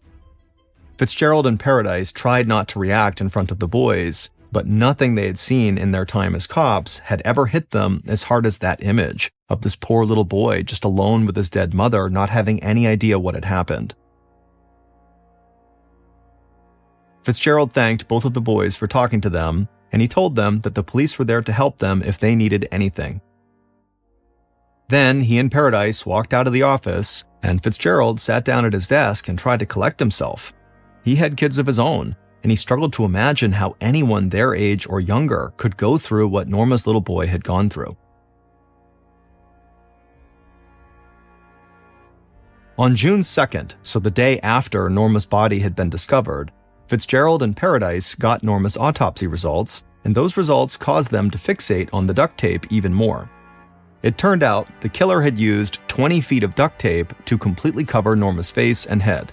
The detectives were stunned by the amount of time that must have taken, and their initial thought after seeing the autopsy results was that whoever had killed Norma had immediately wanted to kind of distance themselves from her, so they had used the tape to depersonalize her and make her someone kind of faceless. This theory supported Fitzgerald's first impression that the killer must have known Norma well, and so after the murder they couldn't admit to themselves that they had killed someone so close to them. But Norma's ex-husband Anthony, who really seemed like the best suspect, had passed his polygraph. That didn't mean the police would rule him out as a suspect, but they needed to meet with other people who were also close to Norma. And they wanted to start by focusing on Norma's friends who had recently been at her house for that cookout. In the week following Norma's murder, the investigative team tracked down everyone who had attended Norma's Memorial Day cookout the day before she was murdered, and one of the first people they brought into the station to talk to was Warren Mackey, Norma's former co-worker who had fixed the basketball hoop in the driveway. Warren was very tall and thin, with short brown hair and a mustache, and on this day he was wearing a t-shirt and jeans. Warren told Fitzgerald and Paradise that he and Norma had kept in touch even after he had stopped working at the same retail store as her. He said Norma was one of the nicest people he'd ever met and that she always treated everyone around her like family. And so that was why so many people stayed close to her even after they moved away or they didn't work together anymore. Then Warren talked about the actual Memorial Day barbecue and said while he was there, he had fixed the basketball hoop, and then at the end of the party, he had stayed back with a few people to help Norma clean up, and then he had just gone home, and that was it. Fitzgerald nodded and then asked Warren where he'd been the following night, the night that Norma was actually murdered. Warren shifted a bit in his seat and his face began to turn red. He said he was embarrassed, but he'd gone out to a club that night with some friends, and he'd gotten really drunk and done a little cocaine. A look of surprise came across Fitzgerald's face, not at what Warren had done at the club, but that he was admitting to using hard drugs in front of a police officer. But Fitzgerald wasn't investigating cocaine use, so he asked Warren if he would take a polygraph and submit DNA samples. And Warren quickly agreed and immediately sat for the polygraph. He passed the test just like Anthony had, and later that day, when Fitzgerald and Paradise followed up with the friends Warren said he'd gone to the club with, they corroborated his alibi. The investigation was only in its first week, but Fitzgerald was starting to worry they were already totally off track. They had no evidence tying anybody they'd interviewed to the crime scene, and everyone who had taken a polygraph test had passed. So after the initial rush of the investigation, things started to slow down. Weeks went by and no new information or new leads came in, and Fitzgerald and Paradise, they kept digging, but nothing was panning out. Then, several weeks into the investigation, Fitzgerald got bad news from the forensics team. They had not been able to secure large enough DNA samples from the crime scene to effectively try to match it with DNA samples taken from Anthony and from Norma's friends who had gone to the cookout. So, without those DNA tests providing any help, Fitzgerald and Paradise scrambled to find a new way forward in this investigation. And then, a month after Norma's murder, they finally caught a break. One of Norma's sisters told Fitzgerald that she had found out a woman named Beatrice, who had been at that Memorial Day barbecue, was cheating on her husband. And Norma had given Beatrice an extra set of keys to her own house so Beatrice could meet this secret lover at Norma's house. The news that Norma's friend Beatrice was using Norma's house to carry out an affair got the murder investigation right back on track. And Fitzgerald wondered if maybe the keys that had been found on the floor next to Norma's body were the keys that Norma had given Beatrice. Fitzgerald had met with Beatrice early in the investigation when he was interviewing everybody who had been at Norma's cookout, but she hadn't said anything about an affair or the extra set of house keys. So when Fitzgerald met with Beatrice again at the station, he started his line of questioning by asking her why she had kept that information from police. Beatrice looked at Fitzgerald and her face turned red and her eyes started to water. She said she was totally ashamed and embarrassed that she was cheating on her husband, and she was scared what would happen if her husband found out. After speaking to Beatrice for several more hours, Fitzgerald did not think she was the killer.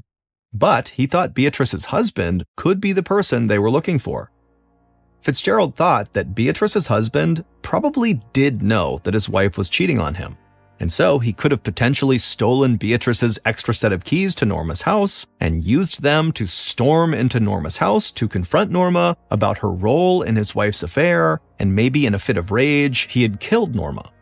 So after meeting with Beatrice, Fitzgerald sent officers to bring in Beatrice's husband. The man looked totally confused from the second he walked into the police station. He said he didn't know Norma that well, and he really didn't understand how he could possibly help. But Fitzgerald led him into the interrogation room and took a seat across from him, and then just point blank, Fitzgerald asked if he had gone to Norma's house to confront her because she was letting Beatrice use the house to have an affair. A look of complete shock came across Beatrice's husband's face. He stared at Fitzgerald and then said he had no idea his wife had been cheating on him. By the time the interview ended, Fitzgerald felt really bad. He figured the man deserved to know the truth about his wife, but no one should have to find out like that. And if Beatrice's husband had been faking his reaction to this news, Fitzgerald figured he had to be the best actor in the entire world, because the guy walked out of the police station looking like his entire life had just come crashing down. And so, after Beatrice and her husband could not be directly linked to Norma's murder, the investigation slowed down again.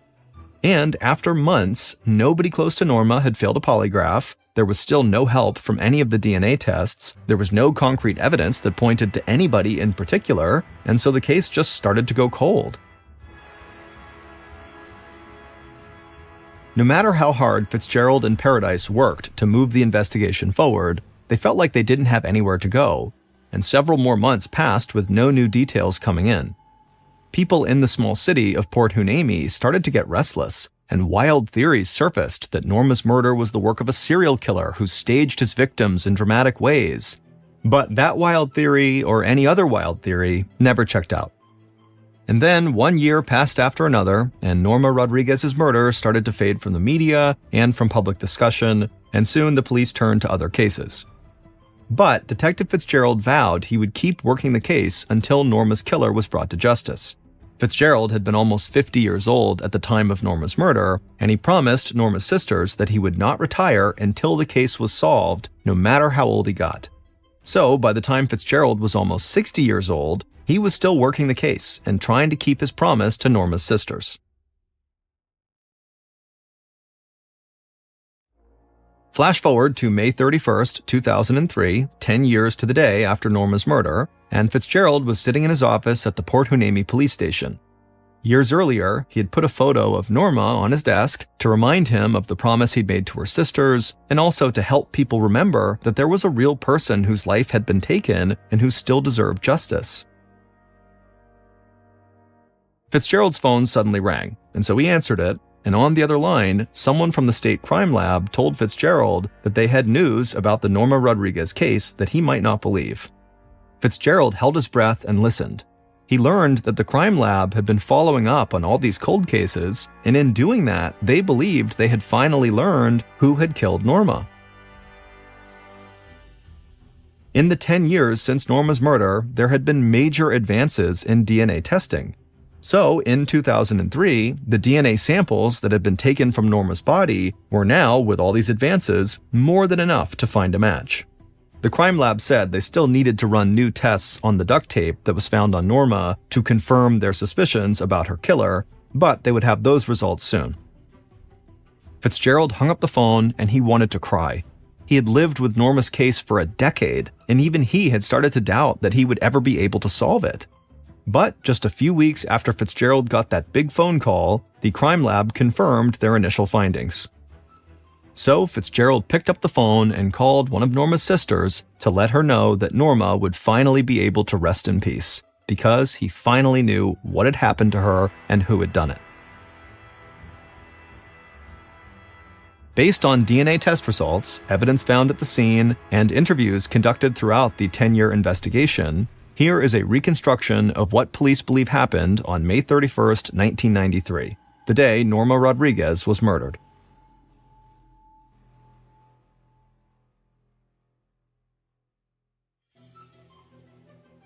Just after midnight, the killer parked their car down the street from Norma's house.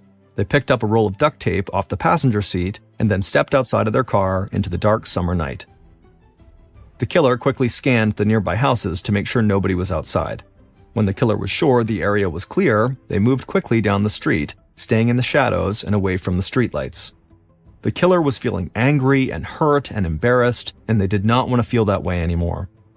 The killer crouched down low and moved quickly up the walkway to Norma's front door. They reached into their pocket, grabbed Norma's house keys, and unlocked the door and walked inside. The sound of laughter startled the killer, but they realized it was just coming from the TV, and they breathed a bit easier. The killer closed the front door behind them, put the keys back in their pocket, and walked into the living room. The sound from the TV got louder as they approached, and the killer saw Norma fast asleep on the couch. The killer stood there just for a second, watching her. Then they walked towards the couch and knelt down and put the duct tape on the floor. Then they lunged at Norma on the couch. Before Norma could even wake up, the killer had wrapped their hands around her throat and had begun strangling her. Norma's eyes opened wide and she gasped for breath. She flung her hands at the killer and tried to push them off. In the struggle, the killer kind of stumbled and Norma managed to fall off the couch onto the floor. She could barely breathe, but she tried to make it out of the living room to the kitchen. But the killer followed, grabbed her, and threw her on her back. Then the killer grabbed Norma's throat with both hands again and squeezed as hard as they could. Norma gasped and choked, and then her body stopped moving and she went limp. The killer finally released their grip, and they looked down and saw very clearly Norma was dead. The killer then went back through the living room, grabbed the duct tape off the floor, and then returned to Norma's body. Then the killer unrolled a piece of tape, covered Norma's eyes with it, and then wrapped it around the rest of her head. But the killer didn't stop. They held Norma's head up and wrapped 20 feet of duct tape around her face and head 14 times. Finally, the killer ripped off the tape from the roll and let Norma's head fall to the floor. They reached into their pocket with their free hand, pulled out the house keys, and dropped them next to Norma's body. Then they ran back through the living room and opened the front door. They locked the door handle from the inside, then walked out of the house, closed the locked door behind them, and ran down the walkway with the roll of duct tape still in their hand. The same duct tape they had used to help prop up the rim on the basketball hoop in Norma's driveway. Warren Mackey, Norma's former co-worker who had been at the Memorial Day cookout, had murdered Norma. It would turn out that Warren had wanted to be more than just friends with Norma, and for a while, he thought that was a real possibility. Norma and Warren talked on the phone regularly, and he even spent time at her house with her and the kids. But Norma just did not want a romantic relationship with Warren, and every time he asked her out or made a move on her at her house, she turned him down. Finally, Warren decided he just couldn't handle the rejection or the embarrassment he felt, so he decided he would murder Norma. At the Memorial Day cookout, while Norma walked around talking to her guests, Warren had gone into the house, found Norma's purse, and stolen her keys. It would turn out Norma had actually complained to a friend at the cookout that she had apparently misplaced her house keys somewhere. Then, late the following night, Warren had returned to Norma's house. He knew she slept on the couch a lot, so he figured he would either find her there or in her bedroom. It's not known if Warren had always intended to use the duct tape to wrap up Norma's face, or if he had decided to do it just because after he had killed her, he couldn't stand looking at her face and kind of seeing what he had done, and so he had just kind of impulsively decided to wrap her up. Following the murder, Warren had quickly gone home and then headed out late that night to the club with his friends to give himself a possible alibi. But the duct tape found on Norma ultimately discredited that alibi and led authorities to Warren after the investigation had stalled for 10 years. In 2003, the crime lab discovered that DNA samples that had been taken from Norma's hands matched the samples provided by Warren when he had submitted to DNA testing. But the crime lab and the district attorney believed it could be argued that Warren's DNA was found on Norma's hands because they had recently spent time together at a party. So tests were run on the part of the duct tape that had been torn away from the rest of the roll, the part of the duct tape that only the killer would have touched. And when DNA samples from the duct tape matched Warren's DNA, authorities knew they had found Norma's killer. Some investigators came to believe that Warren was able to pass his polygraph test because he possessed certain traits often linked to narcissists and sociopaths, things like a lack of remorse about lying and the ability to create a totally alternate reality in your mind that actually feels like the truth when you're talking about it. And so those traits can obviously make it easier for some people to pass a lie detector test even though they're lying. But regardless of how he passed that polygraph, Warren could not outrun the DNA evidence forever, and once the duct tape test confirmed he was the killer, police arrested him for Norma's murder. When Warren was confronted with the DNA evidence, he pled guilty to second-degree murder, and he was sentenced to 15 years to life in prison. As of fall of 2023, he is still in prison in California. At Warren's sentencing, one of Norma's sisters looked him in the eye and told him, quote, "I curse you for the rest of your life. You didn't just do this to my sister. You murdered all of us." End quote.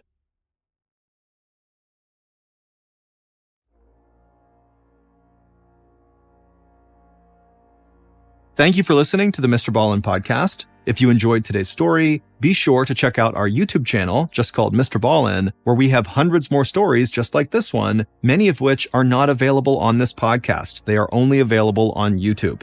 Again, that channel is just called MrBallen. So that's going to do it. I really appreciate your support. Until next time, see ya.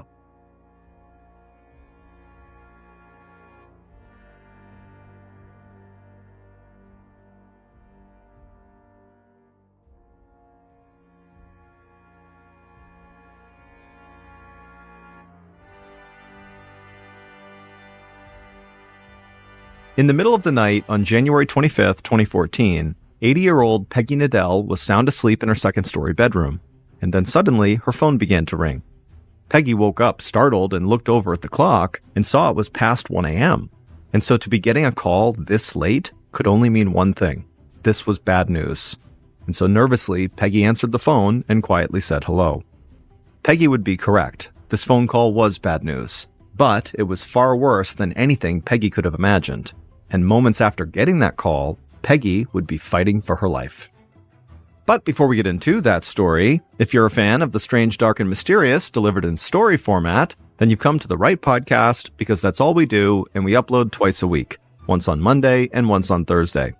So if that's of interest to you, please replace the Amazon Music follow button's cookies with dog treats. Okay, let's get into today's story.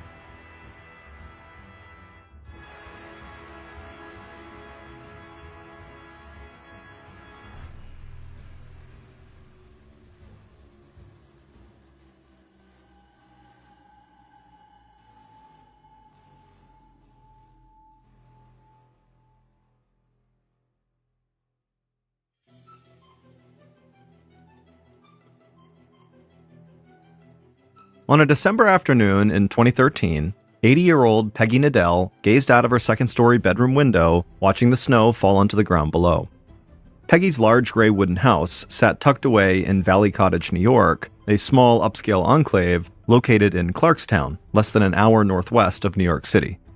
Peggy had lived in this house for 50 years. She loved her small town, and she thought there was something really special about it in the winter. The snow made everything quiet, beautiful, and almost otherworldly. In her bedroom, Peggy glanced down at her watch. She felt like she could stand there for hours just staring at the snowfall, but she had someplace to be, and Peggy hated being late. So she walked out of her room and down a hallway across an old hardwood floor to the stairs. Peggy held onto the banister and slowly made her way to the first floor. At 80 years old, Peggy was still in great shape. She exercised almost every day at the nearby Jewish community center, and even when there was snow on the ground and it was freezing outside, she still enjoyed walking around town or in the public park that was close to her house. But Peggy admitted that the stairs in her house had begun to get a bit tricky for her, and her daughter, Suzanne, had become paranoid that Peggy was going to take a bad fall and hurt herself on the stairs. So Peggy, not wanting to worry her family, now made it a point to take her time when she was going up and down the stairs and to always hold on to the banister. Peggy finally reached the first floor, and she walked across the living room towards the front of the house. Peggy's house was almost like a museum, and also a time capsule. There were paintings hung on the walls, and small sculptures and other pieces of art that could be found on tables and shelves in the living room, but there was also 50 years' worth of family keepsakes, photos of her grown children at almost every age, and some recent drawings her grandkids had made for her. Peggy pulled a long coat off a coat rack by the front door, and she put it on over her black sweater. Peggy had short brown hair that she styled every day, and she wore red lipstick. Peggy had been obsessed with fashion from a young age, and that obsession had never really gone away. So she always tried to look and dress her best whenever she left the house. Peggy grabbed a leather bag that contained books, notebooks, and pens. Then she set the house alarm by pushing on a keypad by the door, and then she walked outside across the porch to her car parked in the driveway. Peggy got in, started the car, turned on the radio, and began heading towards New York City. After driving into the city and parking her car, Peggy made her way through a big throng of people walking down Fifth Ave in Manhattan. She looked at the holiday decorations and Christmas lights hanging around the street, and she had a huge smile on her face. As much as Peggy loved living in her sleepy little town, there was nothing quite like being in the big city. Over the course of her life, Peggy had traveled all over the world. She'd seen Roman ruins, the pyramids in Egypt, and she'd laid on beautiful beaches all around the globe. But New York City had always been a very special place for her. Peggy walked for a few minutes and then stepped into a white stone building that housed one of the City University of New York's campuses in the area. Inside, Peggy made her way to a small classroom where she was sitting in on a PhD-level art history class. Peggy said hello to some of the other students who had already arrived. Many of them were at least 50 years younger than she was. Peggy made it to her seat, she pulled off her coat and put it on the back of her chair, then she sat down and grabbed her notebook out of her bag. A young woman sitting nearby smiled, and Peggy smiled back. Peggy knew she must be a bit of a mystery to most of her fellow students. They must have wondered why this well-dressed old lady was in class with them. But anybody who knew Peggy even reasonably well knew that she had always prized learning and education above almost anything else. Back in the mid-1950s, Peggy had fallen in love with a man named Robert Nadell, and she had gotten married to him. And not long after they got married, Peggy gave birth to their daughter, Suzanne. Then, a couple of years later, Peggy had their son, Jim. And Peggy loved being a mother, but she didn't want to just stay at home. So she had decided to go back to school to get her MBA, a graduate business degree. Her husband, Robert, had been totally thrilled about her decision. He thought Peggy was one of the smartest people he'd ever met, and he knew how important education was to her. But at the time, most other people around Peggy had thought she was crazy for wanting to go back to school for anything, especially a master's degree in business, because at this time in the 1960s, women represented less than 1% of students at the top MBA programs in the United States. But Peggy believed it was her duty to continue learning as much as she could, and she had refused to accept that being a woman had anything to do with her ability to succeed in business school or the corporate world. And so after getting her MBA, Peggy had proven everybody who doubted her wrong. She had gone on to work for Xerox, a huge corporation that was a pioneer in photocopiers and other technology products, and after years of working at that company, Peggy had become one of Xerox's first female executives. Peggy had a long and very successful career, and when she had finally stepped away from her work, she enjoyed retirement right alongside her husband Robert. They had loved to travel, and they had spent a lot of their time helping their community by volunteering for local groups and charities. And as much as Peggy had loved her high-powered executive job, she actually enjoyed the volunteer work that she and Robert were able to do even more. But then, in 2003, Robert had died unexpectedly, and suddenly Peggy had found herself all alone in her big old house. Peggy's daughter, Suzanne, lived about 20 minutes away, and so the mother and daughter spent a lot of time together. But Peggy knew Suzanne had a life and a job that kept her busy, and Peggy didn't want to give up on all the things that made her happy just because she was on her own now. She wanted to keep learning about new things and experiencing new things. So Peggy had begun to study art history, a subject she'd always been interested in. And eventually she decided she wanted to learn as much as she possibly could about art history. So at 80 years old, Peggy began sitting in on these PhD-level art history classes. Not to get another degree, but just because she really loved it and wanted to learn more.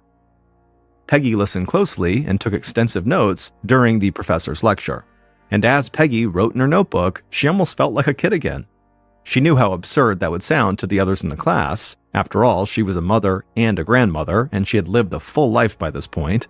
But Peggy felt like learning new things was really the best way to stay active and engaged in the world around her. Later that night, Peggy was in her bedroom, still thinking about what she learned that day in class, as she changed out of her clothes into her nightgown. Then, once she was changed, she sat down on her bed, and she grabbed the home phone off the bedside table. Now, there were two people Peggy usually talked to multiple times a day: her daughter, Suzanne, and her daughter-in-law, Diana. Peggy knew both women liked to check on her a lot to make sure she was okay. Suzanne was paranoid about Peggy falling down the stairs, and Diana, who was married to Peggy's son and lived in Florida, worried about Peggy going out and driving when it was cold and snowing. Peggy regularly reminded her daughter and daughter-in-law that she was more than capable of taking care of herself, but she did love talking to them both and staying in touch. So Peggy called her daughter, Suzanne, and told her all about the day's art history class. Then, after she was done speaking to Suzanne, Peggy called Diana in Florida. Now, Peggy's son was not much for phone calls, so his wife, Diana, was really Peggy's only real connection to her grandkids who lived so far away. Peggy told Diana that she really missed everybody and that she was hoping she could pay for Diana and her son's 2 kids to come visit her in New York that summer. When Diana heard that, she got really excited and said the kids would love that. Eventually, the 2 women wrapped up the call and said goodnight, and then Peggy hung up the phone and walked over to the bedroom window. It was still snowing outside, and the snowflakes seemed to glow under the streetlights. Peggy was still struck by how beautiful the winter scene always looked, but now that she knew her grandkids were very likely coming to visit her, she could not wait for summer to arrive. Over a month later, on January 24, 2014, Peggy was in her room getting ready for bed again. Peggy had kept busy over the recent holiday season, She'd spent the first night of Hanukkah with her daughter Suzanne, and she had also talked to her daughter-in-law Diana and her grandkids in Florida almost every day. She'd gone to various holiday parties in town with close friends, and she continued to exercise at the Jewish Community Center. But despite how fun the holiday season had been, it still totally wore Peggy out, and she was still feeling tired weeks later. So she was hoping to sleep in late the following morning and get caught up on some much-needed rest. It hadn't snowed in weeks, but temperatures had dropped to a freezing 15 degrees Fahrenheit, and it was cold and drafty inside of Peggy's old house. So she climbed into bed and pulled a whole pile of warm blankets over her. Then she turned off the lamp on her bedside table and eventually drifted off to sleep. But just a few hours later, at 1:17 a.m., so this is now on January 25th, Peggy woke up startled. Her home phone was ringing on the bedside table right next to her, and the sound had pulled her out of her dream. She took a breath and got her bearings, and then leaned over and flipped the switch on the lamp. Peggy looked at the clock next to the phone and saw how late it was, and she started to panic because she was worried that a phone call at this hour could only mean something bad had happened. Peggy sat up in bed and cautiously answered the phone, and then after talking to the caller for about a minute, Peggy relaxed. Now, Peggy was still a bit shocked from getting a call in the middle of the night that woke her up, but there was no emergency or any bad news. Peggy just had a couple of unexpected late-night visitors standing outside of her house. So Peggy got out of her bed, she walked to her closet and put on her robe and slippers, then she headed downstairs and walked to the front door. She opened the door and smiled at the two people standing outside. But before she could let her visitors in, a loud, very high-pitched beeping sound began echoing through Peggy's house. Peggy had forgotten to turn off the house alarm before she opened the door. Peggy quickly punched in the code on the keypad right near the door, and it turned the alarm off, but the phone in the kitchen started ringing, so Peggy rushed to go grab it. The alarm company was calling to see if everything was okay, and Peggy would give them a password to let them know it really was her, and then she told them everything was fine. Then she hung up the phone and called out to her visitors to come inside. And they did. They joined Peggy in the kitchen, and she poured each of them a glass of water. Then the three of them sat at the kitchen table and talked for a few minutes, and then Peggy stood up and excused herself. Peggy walked through the living room and went up the stairs to the second-floor bathroom, which was a lot warmer than the one on the first floor. But when Peggy was done and about to leave the bathroom, she heard shouting outside and footsteps on the stairs. And so Peggy stepped out of the bathroom, and she was surprised to see her two visitors were standing right there outside. They were quiet and kind of awkward, and Peggy thought maybe the two of them were in the middle of some kind of argument that she had now just kind of butted herself into. But Peggy smiled at them and said, "Let's go down to the kitchen and keep on talking." Then Peggy walked past them, put her hand on the banister, and began walking down the steps. And the two visitors followed her. But before reaching the bottom of the stairs, Peggy heard one of her visitors begin to scream right behind her.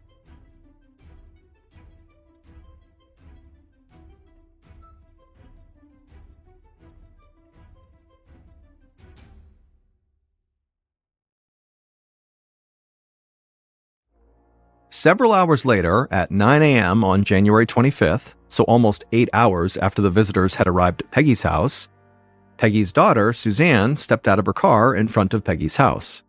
Suzanne was 55 years old with frizzy dyed blonde hair. She wore jeans, tennis shoes, a t-shirt, and a big winter coat. Suzanne had not inherited her mother's love of fashion. Instead, Suzanne preferred comfort over style. Suzanne walked quickly to the front door. It was bitterly cold out, but Suzanne barely noticed. She had woken up that morning and called her mother like she did almost every day, but Peggy hadn't answered. There was a chance Peggy could have just slept in or gone out to exercise, but Suzanne had tried calling back a little bit later, and Peggy still didn't answer. So Suzanne had called her sister-in-law, Diana, because she knew Diana usually called Peggy several times a day too, and Diana said she had called Peggy too at around 7:30 that morning, but Peggy didn't pick up, and so Diana said she left a message but still had not heard back yet. After talking to Diana, Suzanne was worried enough that she decided to just drive over to her mother's house to make sure everything was okay. Once Suzanne reached her mother's porch, she reached into her pocket and pulled out the key she had to her mother's house. She used it to open up the door, and then once she was inside, she called out for her mother, but there was no answer. So Suzanne began walking around the first floor of the house, and when Suzanne walked into the living room, she let out a blood-curdling scream.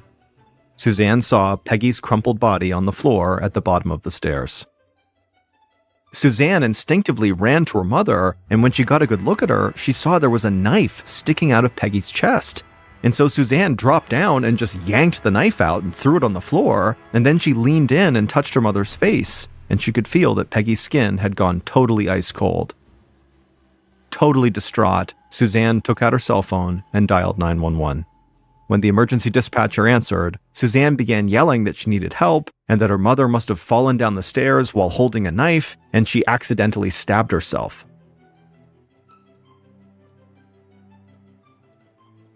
Not long after the 911 call, Detectives Stephen Cole Hatchard and Earl Lawrence of the Clarkstown Police Department pulled up in a sedan outside of Peggy's house and stepped out of the car.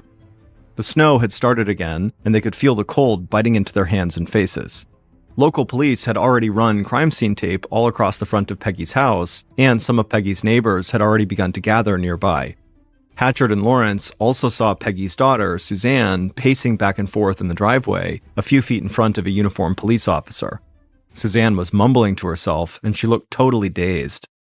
The detectives approached Suzanne and introduced themselves, and Suzanne immediately repeated what she had said to the 911 operator. Her mother must have fallen down the stairs while she was holding a knife and accidentally stabbed herself. Suzanne said she had been worried about her mother on those stairs for a long time. But before the detectives could even really process what Suzanne was talking about, she would say something that sent up multiple red flags. Suzanne told Hatchard and Lawrence that police would likely find her fingerprints on the knife because she had pulled the knife out of her mother's chest before trying to administer CPR on her mother. And Suzanne said her fingerprints were all over the house because she went to visit her mom there all the time. But Suzanne didn't stop there. She just kept on talking. And she would tell the detectives that her mom was really rich, but she said this was not how she wanted to inherit her cut of her mom's estate. Detective Hatchard told Suzanne to wait with the officer outside and that they would talk to her once they had searched the house. Then Hatchard and Lawrence walked towards the front door while Suzanne began pacing in the driveway again. The detectives couldn't believe what they had just learned. They hadn't even stepped inside the house yet, but already Peggy's daughter had admitted to tampering with evidence by pulling the knife out of her mother's chest. Suzanne had also tried to cover for the fact that her fingerprints would be found on a potential weapon and throughout the house. And she had given a clear motive for possibly having killed her mother by talking about Peggy's money. That said, Hatchard and Lawrence knew that people under stress could act in strange ways, especially when dealing with the death of a loved one. But neither of them had ever encountered anything like what had just happened with Suzanne. It sort of seemed like she had worked up a big cover story and then blurted all of it out as soon as cops showed up. Inside the house, detectives Hatchard and Lawrence found a small group of forensics officers searching for fingerprints, blood samples, and other physical evidence. When the local police had first arrived on the scene, they really weren't sure what they were dealing with, or if Suzanne's story about her mom falling with the knife was true, so a forensics team and the detectives had been called in. But when Hatchard and Lawrence reached the bottom of Peggy's stairs, they didn't need forensics officers to tell them that Suzanne's version of what happened was totally off. On the ground in front of the detectives was Peggy Nadell. She was dead and lying face up on the floor. The detectives crouched down and right away saw multiple knife wounds in Peggy's chest, and they saw the knife that Suzanne said she had removed lying on the floor nearby. And when detectives looked more closely at Peggy's body, they began to notice wounds on the side of her head as though she had been struck with a blunt object several times. And right near Peggy's face was this small sculpture, which was the bust of someone's head, and then near Peggy's hand was a gold metal ball, another piece of art. And so maybe those two things were the blunt object that had been smashed into Peggy. Also, the detectives saw bruising around Peggy's neck and throat, which most likely indicated that Peggy had been strangled at some point. In short, there was no way Peggy had just tumbled down the stairs while holding a knife, and that was how she accidentally killed herself. Clearly, this was a murder. Hatchard and Lawrence were appalled by what they saw. Any violent crime was bad enough, but neither of them could understand what type of person would attack a defenseless 80-year-old woman. The detectives assumed Peggy must have been struck in the head with either the small sculpture or that golden ball that were laying close by her body, but forensics officers said no fingerprints or physical evidence had been found on either of those objects. It was like they had both been wiped clean. So the detectives stepped away from Peggy's body and walked upstairs and went to search Peggy's bedroom. In the bedroom, they saw a few dresser drawers were laid out on the floor, and there was an open jewelry box on top of the dresser. Someone had clearly rifled through the jewelry box, but it was still filled with several expensive pieces. Hatchard and Lawrence looked around the rest of the room, and when they were done with their cursory check, they both had the same thought. This was not a robbery. If anything, this was a weak attempt by Peggy's killer to make it look like a robbery. By 1 p.m., so about 4 hours after Suzanne made that 911 call, Hatchard and Lawrence had finished their initial search of the crime scene and had briefed their boss on what they had found. They weren't sure exactly what had happened in the house, but they knew there was only one place to start their investigation, and that was with Peggy's daughter, Suzanne.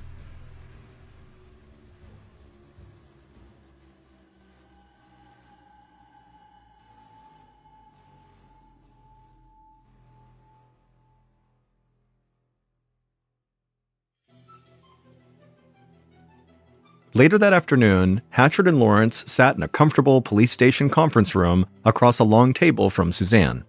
They wanted Suzanne to be able to talk freely and feel comfortable, which is why they had not brought her into a cramped interrogation room. The detectives had not found any direct evidence to pin Peggy's murder on Suzanne, but they had heard Suzanne's bizarre statements she made at the house, and they felt like that was definitely enough to go on. Detective Hatchard started by asking Suzanne to explain why she had been at Peggy's house in the first place. Suzanne talked about not being able to get a hold of her mom and how her sister-in-law Diana had had the same issue, so Suzanne had gone by her mother's house to check on Peggy. After all, Peggy was 80 years old, she lived alone, so Suzanne checked on her a lot. That made total sense to Hatchard and Lawrence, but then Hatchard asked Suzanne why she had been so preoccupied with her fingerprints potentially being found on the knife. And Suzanne's answer to this seemed even weirder than some of the stuff she'd said at the house. Suzanne leaned across the table and told them she watched a lot of TV shows and news programs about murder, so she knew the cops would very likely be looking at Peggy's family members as suspects, and so she wanted to clear herself. Hatchard and Lawrence could tell Suzanne really believed saying this was actually going to help her, but they thought this made her look even more guilty. Here was a person who watched TV shows that demonstrated how law enforcement tracked down killers, and then she had taken steps like tampering with a murder weapon that could throw investigators off her trail. The detectives ended up questioning Suzanne for several hours that afternoon, and at the end of it, as far as the detectives were concerned, Suzanne had done nothing to clear herself of her mother's murder. During the interview, Suzanne seemed kind of erratic, and she kept bringing up her inheritance. She said her mom was worth about $4 million, and now that she was dead, Suzanne would get half of it. By the end of the interview, several police officers who were watching the interview thought Hatchard and Lawrence had gotten enough damning statements from Suzanne to actually put her in custody. But the detectives knew that if they did that, word would very quickly spread all across the area that Suzanne had been arrested for murdering her mother. And once that rumor was out there, people would have a really hard time ever changing their minds about what they thought Suzanne had done, even if it was proven later on that Suzanne was actually innocent. So Hatchard and Lawrence talked over their various options, and ultimately they just didn't feel like they had enough evidence yet to justify holding Suzanne and potentially destroying her reputation. So they let her go.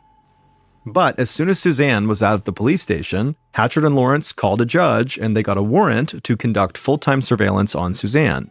Police would get stationed outside of Suzanne's home and her work, and they would watch her at those two locations and follow her anytime she left them. In the following days, along with conducting their around-the-clock surveillance, investigators began digging into Suzanne's recent credit card history, and they found another huge red flag. On the night of January 24th, so just hours before Suzanne's mother would be killed, Suzanne had gone shopping at a grocery store that was close to Peggy's house. But based on her credit card records, this was not where Suzanne typically did her shopping. She went to a store that was much closer to her own home. But it was not just this grocery store's location that seemed kind of suspicious. On the night in question, investigators learned that Suzanne purchased rubber gloves and cleaning supplies. Hatchard and Lawrence felt like this was just one more thing that pointed towards Suzanne's guilt.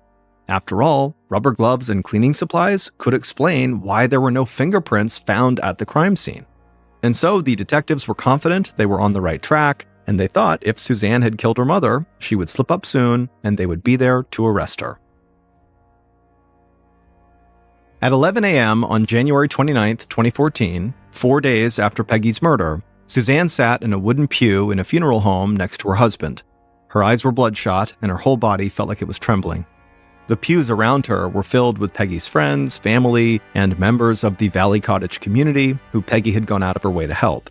Even though police had not arrested Suzanne, word had already spread that she was a primary suspect. And a couple of days earlier, when Suzanne had gone to her mother's house to pick out clothes for her mother to be buried in, a neighbor had stepped outside.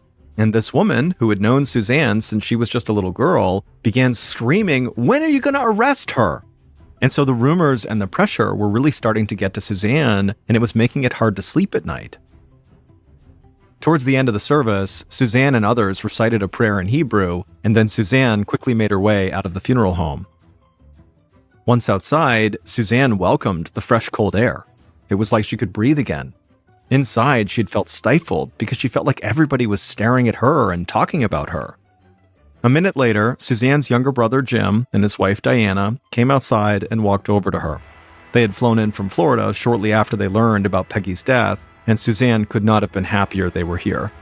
Suzanne said hello to her brother, who she always thought was kind of strange, and then she hugged Diana, who she was very close with, and they talked for a while about how much Peggy had meant to them. But as they stood there chatting, they had no idea the police were watching. Not long after Peggy's funeral, Detectives Hatchard and Lawrence met with Suzanne's brother, Jim, and his wife, Diana, at the police station. The detectives asked them basic questions, like where they had been on the night before the murder. Jim had been at his house in Florida, and Diana had been at a wedding most of the day. Diana would say that she had called Peggy on the morning of the murder, but didn't get an answer. And then she also said she'd spoken to Suzanne right before Suzanne had gone to Peggy's house and discovered Peggy's body. Hatchard and Lawrence would, of course, follow up on Jim and Diana's statements, but the detectives really wanted information on Suzanne. They wanted to know if Suzanne had spoken to Jim and Diana about the inheritance money that Suzanne seemed so eager to tell police about.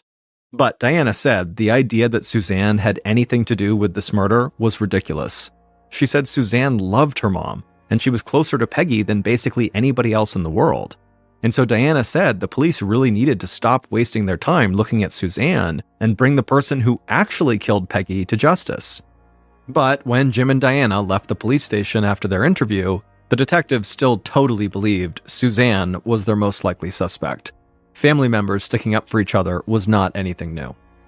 But over the next few weeks, surveillance on Suzanne did not get Hatchard and Lawrence any closer to having concrete evidence that she was in fact the killer. Still, Hatchard and Lawrence hoped that even if Suzanne's actions didn't lead them anywhere, that maybe her phone records soon would. Investigator Robin Arias sat at her desk staring at hundreds of numbers printed on a piece of paper.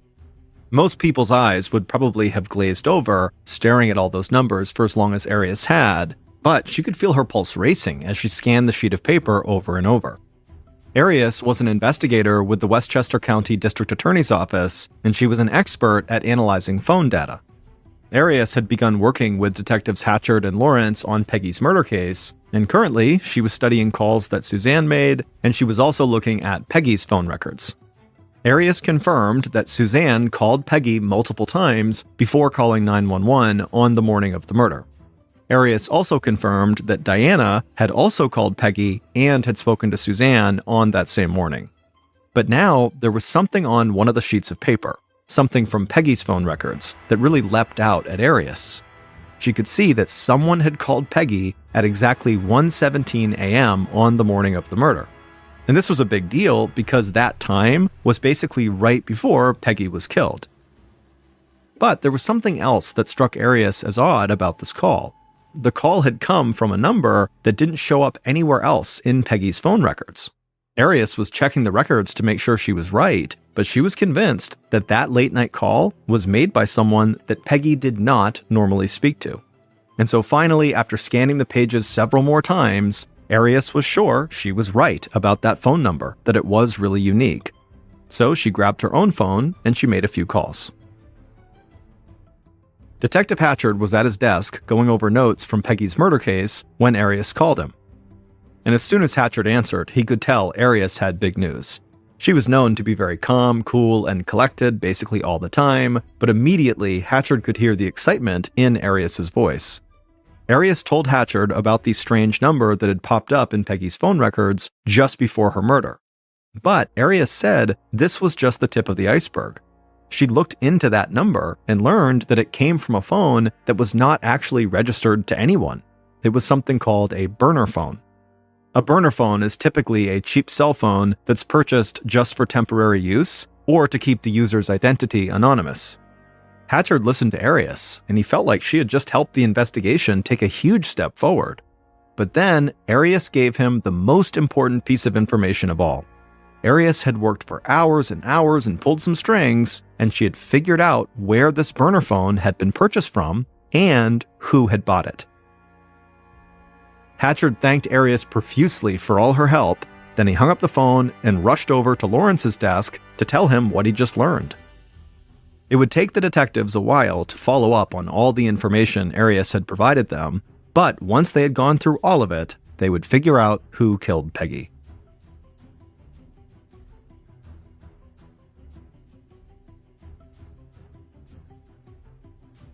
Based on Robin Arias's phone data analysis, evidence found at the crime scene, and interviews conducted throughout the investigation, here is a reconstruction of what police believe occurred in the early morning hours of January 25, 2014, when someone murdered Peggy Nadell in the home she had lived in for 50 years.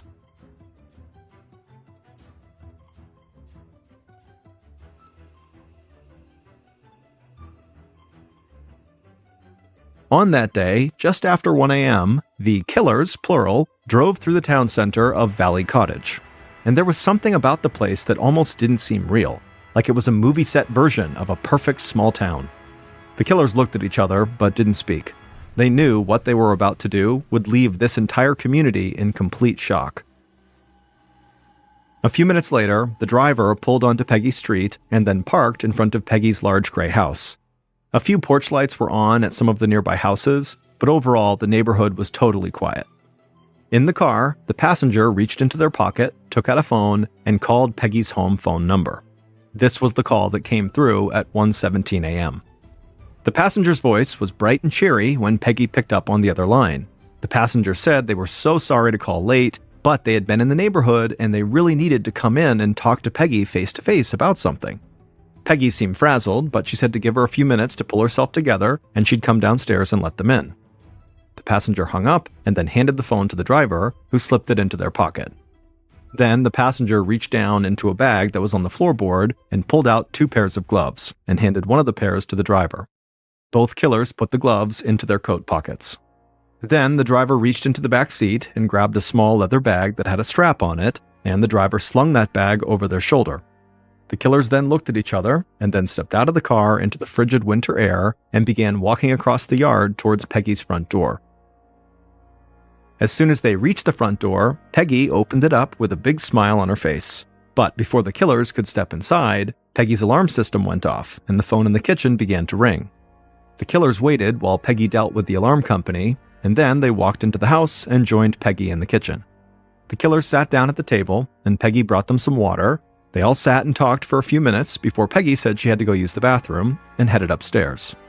While Peggy was upstairs, one of the killers, the passenger in the car, said it was time to act, and that the driver needed to be the one to actually do the job on their own.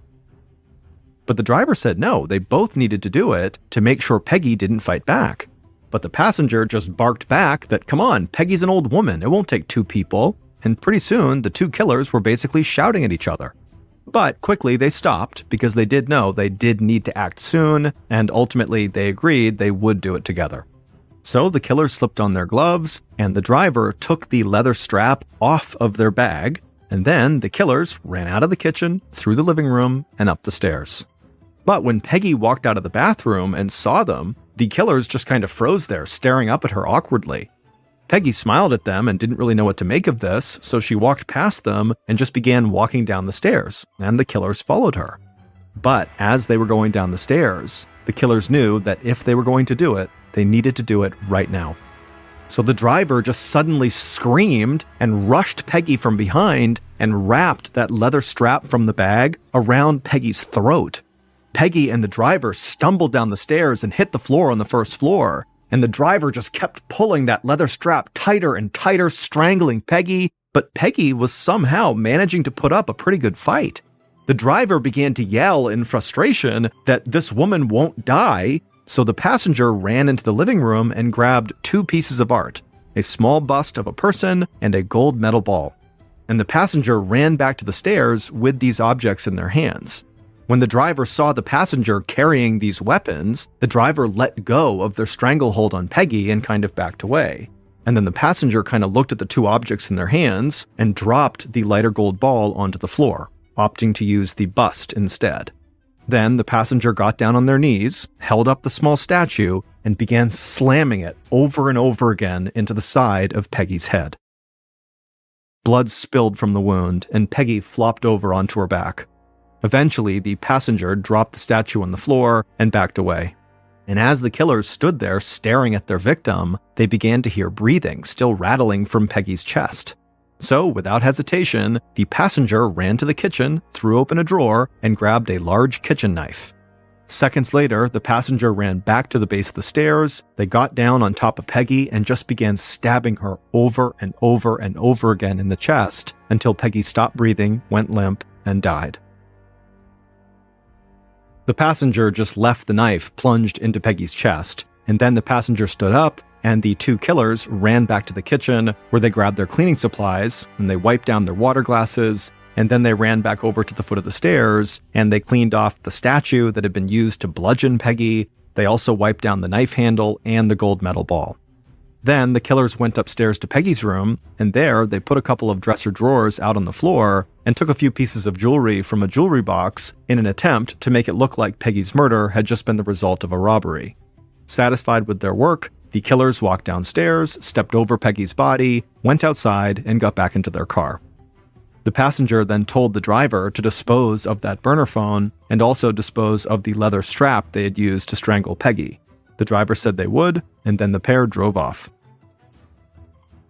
Several hours later, the passenger killer was heading to an airport in Washington, D.C. when their phone rang. It was their sister-in-law calling. The passenger answered the phone and then told their sister-in-law that they too had called Peggy earlier that morning, but Peggy hadn't answered and they had no idea why. It would turn out Suzanne had nothing to do with her mother's murder.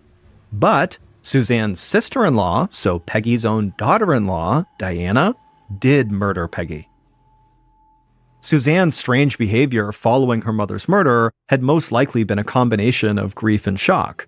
And the fact that Suzanne had bought rubber gloves and cleaning supplies just hours before the murder was nothing more than a truly unfortunate coincidence. But it turned out that Suzanne was not the only person in the family who had spent time thinking about the millions of dollars in inheritance money that would come their way if Peggy died. Diana had thought about that money a lot, and she knew that her family would get $2 million, so half of Peggy's wealth, when Peggy was dead. But there was a catch.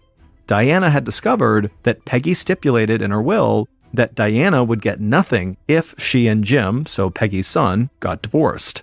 And Diana had badly wanted to divorce Jim.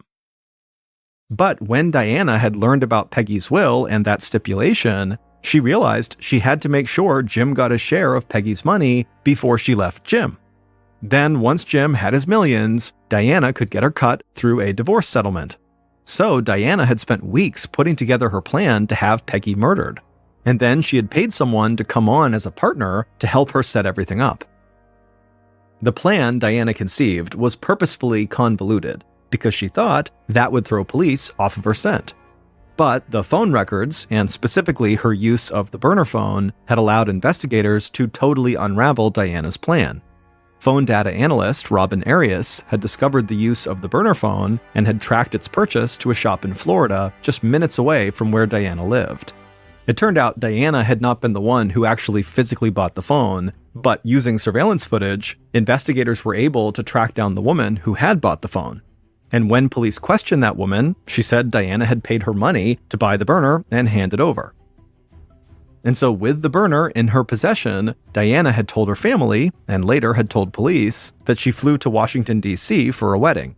But in reality, Diana had flown to D.C. to meet a woman who had been recruited by Diana's partner to actually carry out the murder for $10,000. That woman met Diana at the airport in D.C., and they both drove several hours to New York to kill Peggy. Police believe Diana really wanted this woman to kill Peggy on her own, while Diana just supervised. That way she wouldn't have to actually murder her mother-in-law, who she had been close with for years. But in the heat of the moment, when the hired killer, or the driver, failed to strangle Peggy to death, Diana, who had been the passenger in the car, had acted on instinct and bludgeoned Peggy and then stabbed her to death. Diana believed that involving other people to set up and carry out this murder would help distance herself from the crime and maybe keep her out of trouble. But as investigators put together all the puzzle pieces, everybody else involved in this crime pointed the finger directly at Diana. The woman who was hired to kill Peggy for money and who tried unsuccessfully to strangle Peggy to death cut a plea deal and was sentenced to 20 years to life in prison. And while she was awaiting her murder trial in prison, Diana was recorded making phone calls trying to arrange the murders of 2 witnesses who could testify against her.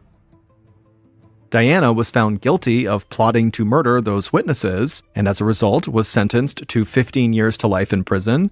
Then she was also found guilty of second-degree murder in Peggy's case and received an additional sentence of 23 years to life in prison. Peggy is buried outside of the small, quaint town where she spent 50 years of her life. With all of the things that Peggy accomplished in her career and her education, there was still just one thing that mattered to her above everything else: her own family. And so Peggy's headstone is very simple. It just says wife, mother, grandmother.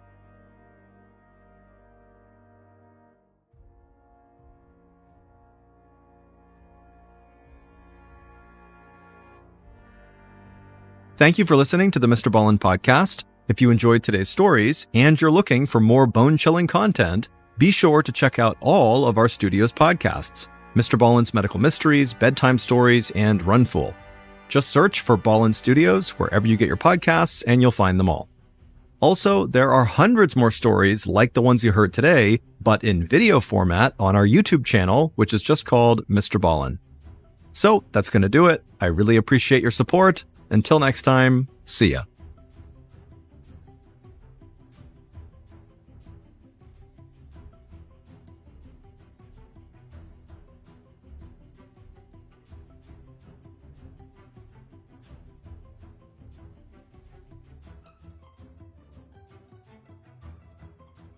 In the early morning hours of February 9th, 2014, 17-year-old Lexi Sachs was asleep in her bed inside of her parents' mansion in San Juan Capistrano, California.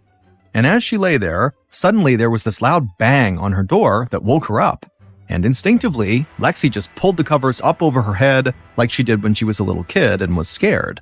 And as she lay there under her covers, she held her breath and stayed totally still, hoping the sound she had just heard was actually from her dream and not in real life. But then she heard her little brother begin to scream in the hallway. And at that point, Lexi jumped into action. She threw the covers off and ran out of her bed, out of her room, into the hall. And what she found at the end of the hallway would not only turn her and her siblings' lives totally upside down, but it would also leave one of the safest and wealthiest communities in the entire country in total shock. But before we get into that story, if you're a fan of the strange, dark, and mysterious delivered in story format, then you've come to the right podcast, because that's all we do, and we upload twice a week, once on Monday and once on Thursday. So if that's of interest to you, please kindly rob a bank and leave clues behind that frame the Amazon Music follow button. Okay, let's get into today's story.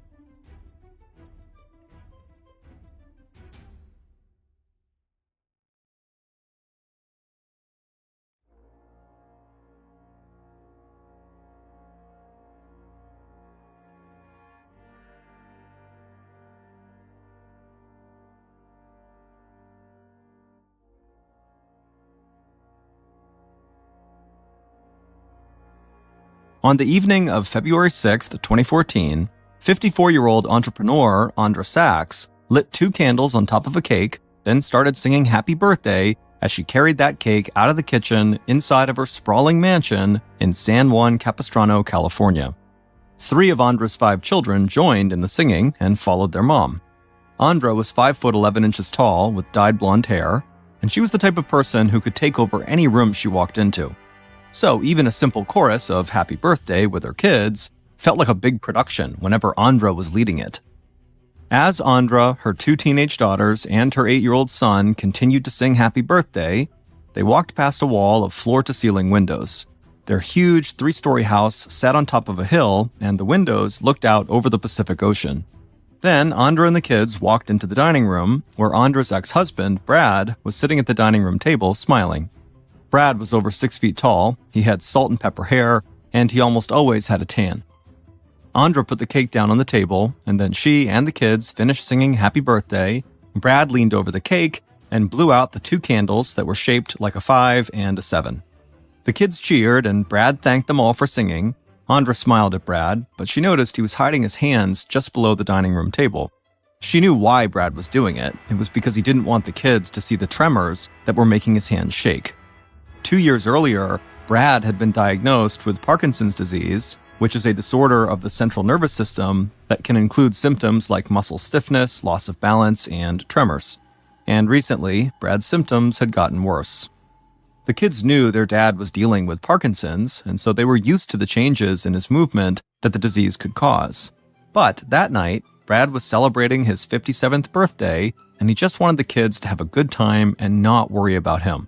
So he kept his hands out of sight while Andra cut up pieces of the cake and handed them out to the kids. Then Andra sat down next to Brad at the table, and she rubbed his back. Andra watched the kids laughing and eating their cake. Then she told Brad she wished their 2 oldest sons, who were away at college, could have come home to visit for his birthday so the whole family could be together. Brad said it was all right, and he pointed out that before they knew it, the girls would go off to college, and their 8-year-old boy would grow up, and it would just be the 2 of them together most of the time, like it had been at the beginning of their relationship. Andra and Brad had met almost 25 years earlier when they were both starting out as entrepreneurs in the growing tech industry. They were both very smart, and they had great minds for business, but other than that, they seemed like they didn't have much in common. Andra had grown up without a lot of money. In fact, there had been times as a child when her parents struggled just to make mortgage payments. As she got older, Andra had told herself she never wanted to experience anything like that when she was out on her own. So after she earned a business degree in college, she had worked hard to develop her sales skills and to learn about as many industries as she could in the hope that she would always have job security. Andra was full of energy, she could talk to anybody, and she could be intimidating. And those traits had helped her find success as a salesperson at a pretty young age. But Andra was also driven and fixated on success, so she had wanted to be her own boss and to make even more money. So by the time Andra had met Brad, she was already formulating plans to start and run her own company. Brad had first seen this tall, stunning, laser-focused woman at a computer convention back in 1990, and he was totally floored by her. Unlike Andra, Brad had come from money. He was the son of a legendary Southern California surfer, and Brad had wanted to follow in his dad's footsteps. So he'd spent a big part of his life traveling and surfing waves on beaches all over the world. And Brad embraced the laid-back surfer attitude. He almost never raised his voice, he never looked like he was in a hurry to get anywhere, and nothing really seemed to stress him out. And so, when Andra and Brad had met, it really was a case of opposites attracting. Brad had been drawn to Andra's drive and energy, and Andra had been drawn to Brad's kind of quiet, calm demeanor. The 2 had gotten married a year after they met, and they'd started a family soon after that. They had their first son, Miles, and he was followed 2 years later by his brother, Ashton. Then, a few years after that, Andra and Brad's first daughter, Lexi, was born. In the dining room, Andra and Brad watched 17-year-old Lexi gather up wrapped birthday presents with her 8-year-old brother, Landon. Andra appreciated that Lexi went out of her way to take care of her little brother because Andra spent a lot of time working and she wasn't always around. And as Brad's Parkinson's progressed, it was more difficult for him to do certain things around the house and to look after Landon all the time. But there was something about watching Lexi with Landon that always made Brad and Andra a little sad. It wasn't the kids' fault, but seeing them together brought up memories of the worst time in Brad and Andra's lives. Less than a year after Lexi had been born, Andra and Brad had welcomed another daughter, and as their family grew, their businesses had grown alongside it. Andra and Brad had started multiple companies together and also separately on their own. Then, Andra had used some of the profits from one of her companies to invest in rental properties and to build a massive real estate portfolio.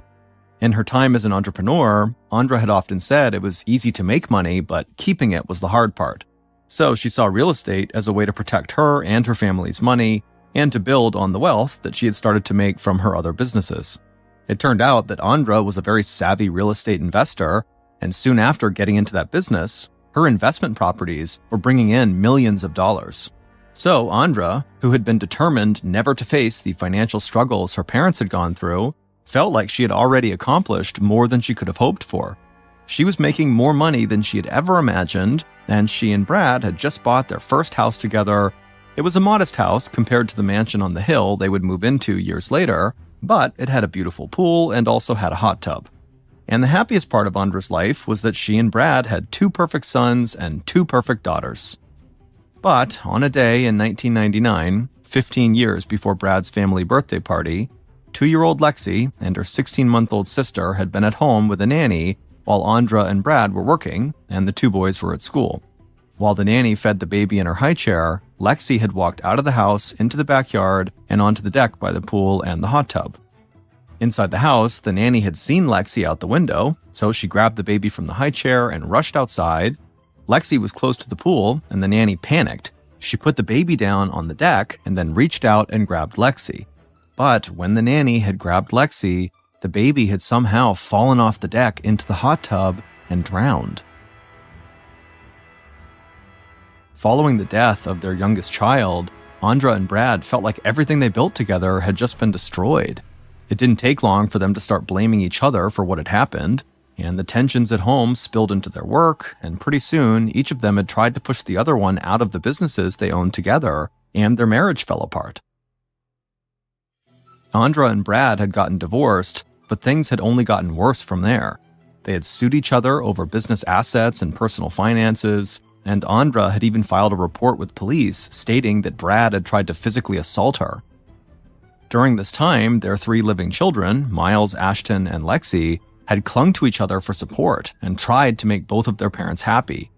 Miles, the oldest, had seen himself as the one in charge, the one who was responsible for taking care of his younger siblings, and the other kids followed Miles's lead. But only a couple of years after the ugly divorce, Andra and Brad reconciled. Their friends and family had been shocked, but Andra and Brad seemed happy, and they had moved into the mansion on the hill in San Juan Capistrano that Andra had bought with money from her real estate investments. So the family was back together again. And then Andra and Brad had expanded the family by adopting Landon and his older sister. But after the divorce, Andra had sworn she would never share her money with Brad again, so she and Brad had not gotten remarried, and the house and most of the family's assets were still under Andra's name. In the dining room, Lexi and Landon brought in one final birthday present for Brad. It wasn't wrapped, but it had a bow on it, and when Brad saw it, he lit up. It was a large water bicycle designed to let him ride the ocean waves while sitting on top of it. Parkinson's disease had taken surfing away from Brad, but now, with this water bicycle, he'd be able to get back in the water. He thanked the kids for the great birthday party, then he turned to Andra, gave her a kiss, and thanked her for the incredible gift. They both knew a lot of people did not understand their relationship, an ex-husband and wife living together without getting remarried or sharing their money, but they didn't care, because Andra and Brad believed that they and their kids were as happy, successful, and loving as a family could be. On February 8th, 2014, so 2 nights after the birthday party, Andra helped Brad to their bedroom on the 3rd floor of the house. They hadn't told their younger kids yet, but Andra had recently purchased a new 1-story property, and she was going to sell the home they lived in.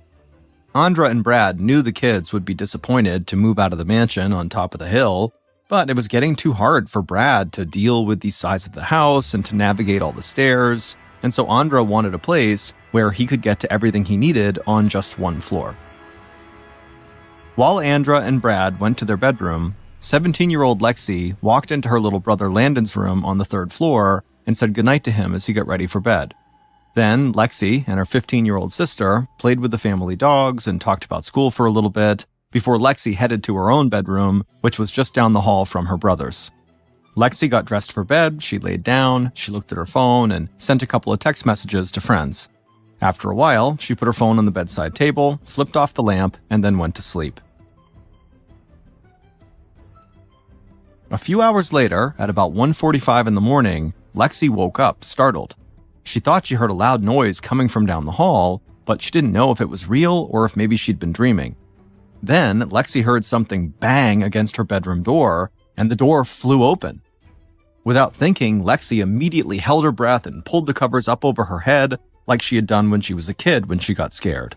She heard a loud noise, but obviously couldn't see it, and then something smashed into the wall just above her. Lexi tried her best just to be totally still and not make a sound, but then she heard footsteps running down the hallway, followed by her little brother Landon screaming. Hearing her brother calling out made Lexi jump into action. She threw the covers off of her, she got out of her bed, ran into the hallway, and she saw Landon lying on his chest a few feet outside of his bedroom in the hallway, and he was screaming and crying and saying he couldn't feel his legs. Then Lexi heard footsteps again coming from behind her, and immediately her body tensed up. But then she turned around and saw it was just her sister running towards her. Lexi yelled for her sister to go call 911, so her sister turned around and ran back to her room on the 2nd floor to get her phone and make the call. Lexi turned around and looked down at Landon and promised him he would be just fine and that she needed to go somewhere, but she'd be right back. And then she turned and ran down the hall towards her parents' room. And when Lexi got inside, her screams carried across the entire house.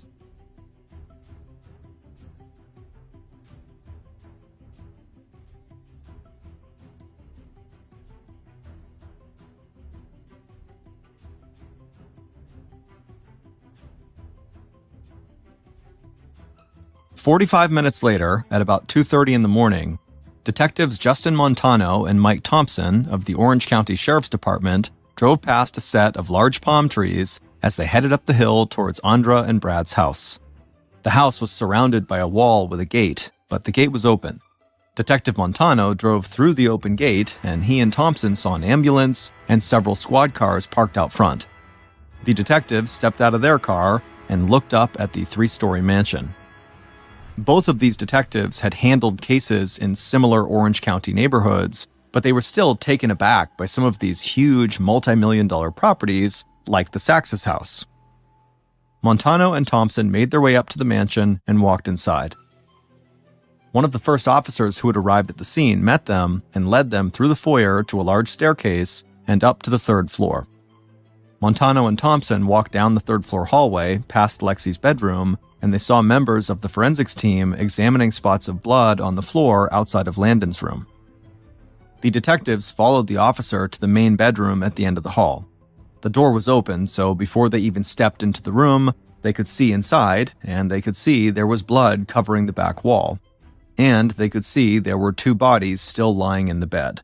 They were Andra and Brad, and they both were deceased. Montano thanked the officer for leading them to the bedroom, and then he and Thompson stepped into the room and walked towards the bed. Neither of them could get over the amount of blood that was covering the sheets. Montano thought this looked more like a gangland hit than a typical homicide.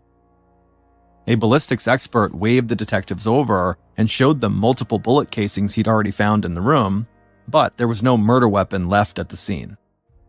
Montano went back to the officer who had led them to the bedroom and asked him what he and the paramedics had found when they first entered the house. The officer said the victims' 3 children who lived in this house had all gathered in the hallway right outside of their parents' bedroom. The officer said it appeared that the 2 teenage girls were okay, but the 8-year-old boy had lost feeling and movement from the waist down. All 3 kids have been taken to the hospital. Montano nodded and thanked the officer again for his help. Then Montano and Thompson looked at the scene on the bed again, and for some reason they both had the same thought. Did the 2 teenage girls murder their parents and maybe paralyze their little brother in the process? The idea of that upset both detectives, but they couldn't rule it out. The detectives had a theory that the motive for most murders boiled down to one of three things: money, sex, or revenge. And in a mansion like this, in such a wealthy neighborhood, there was definitely a chance that the kids had gone after their parents to maybe get their money. So after spending hours at the crime scene and organizing a canvass of the neighborhood, Montano and Thompson decided to really begin their investigation by talking to the Sachs children. That morning, a few hours after Andra and Brad's bodies had been discovered, their 19-year-old son, Ashton, was sitting on his couch playing a video game inside of his one-bedroom condo in Seattle, Washington. Ashton was lanky, with straight brown hair that hung down over his forehead. It was a Sunday afternoon, and one of Ashton's favorite things to do on Sundays was to sit on his couch, smoke a little pot, and play the video game League of Legends for hours on end.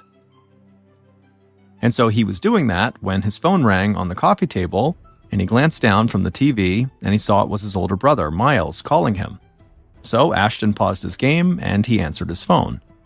The two brothers both lived in Washington, but they attended colleges on opposite sides of the state, so they didn't get to hang out very much. But they still made it a point to check in with each other fairly frequently, and they got along reasonably well, even though they were not really alike. Miles, who was 21 years old, had always been seen by his siblings as the golden boy of the family, and he definitely took after his mom when it came to business. Miles was already managing some of his mother's real estate properties in Washington, and he had dreams of starting his own company someday, just like his parents had done. Ashton was way more into computers than he was into business, so he'd gone to college in Seattle to study computer science, and he hoped he'd be able to get into a tech or gaming company when he was a bit older. When Ashton put the phone to his ear, he heard Miles's voice cracking on the other end, and he couldn't understand anything Miles was saying. Ashton asked Miles to slow down and to tell him what was going on. Then Miles, somewhat point-blank, told Ashton that their parents had been found murdered, their brother was now in the hospital and couldn't feel his lower half, and their sisters were now talking to the police. Ashton just sat there in silence for a second. Then Miles told him he needed to fly home immediately and help take care of their younger siblings. Ashton had always seen Miles as the leader among the Sachs children. After all, Miles was the oldest and their parents had always trusted him, so Ashton, who was clearly in shock, said he would do whatever Miles thought was the right thing to do. Later that day, Miles and Ashton both flew from Washington to Orange County, California, and after they both arrived, they immediately went to the hospital to check on their brother, who was still in recovery, and then they reached out to the police.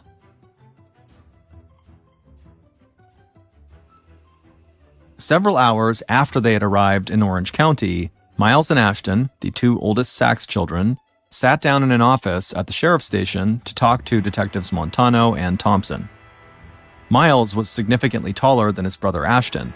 He wore a dress shirt and slacks, and he had brown curly hair. Earlier that day, Montano and Thompson had talked to the boys' sisters, and they still considered them suspects, but police didn't have any evidence to hold them at that point. So the boys had gotten to see their sisters earlier, which made them feel a bit better than they had when they had left Washington. At the sheriff's station, Miles and Ashton looked like they were doing their best to hold everything together. But Montano and Thompson could tell, underneath their kind of tough exterior, they both seemed exhausted, and the detectives had no idea what they were going through after all they were hit with that day. So the detectives started by thanking the brothers for coming in, and then they gently asked them, where they had been when the rest of the family was at the house. Miles and Ashton explained that they had been in Washington, where they both went to college. Then Montano asked the brothers if they could think of anyone who might have had a grudge against their parents. Miles and Ashton looked at each other, and Miles nodded, and Ashton nodded back. It was like one of those moments where siblings can say a lot to each other without actually saying anything. Miles took a breath and then looked at Detective Montano and said there was a long list of people who had it out for their parents. A look of surprise came across both detectives' faces. In the short time they'd been working this case, everybody the police had talked to made it sound like Andra and Brad were very well liked and admired by just about everyone. But Miles said that just wasn't the case. He told detectives that his mother's very aggressive way of doing business had led her to make a lot of money and a lot of enemies over the years. There were investors who felt like Andra had cheated them out of money, there were clients who felt like she had ripped them off, and there were tenants in some of the rental properties Andra owned who believed she was an evil landlord. Miles thought most of the people who were angry at his mom were really just jealous of her success, or that they didn't understand how business worked. But once those people believed Andra had wronged them in some way, there was just no changing their minds. Then Montano asked if Miles or Ashton could name any particular person that was one of Andra and Brad's potential enemies. And Ashton said they would actually need a couple pieces of paper to be able to list everybody. By the end of the interview, Miles and Ashton had provided police with 2 pages filled with the names of previous business associates and renters who might have wanted to harm their parents.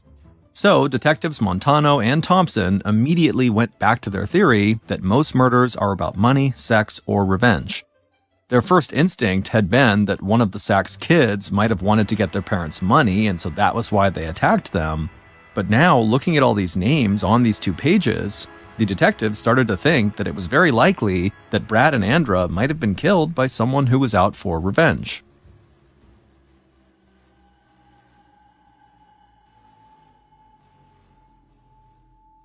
In the days following Andra and Brad's murders, Montano and Thompson learned that the murder weapon had been a Ruger .22 semi-automatic rifle.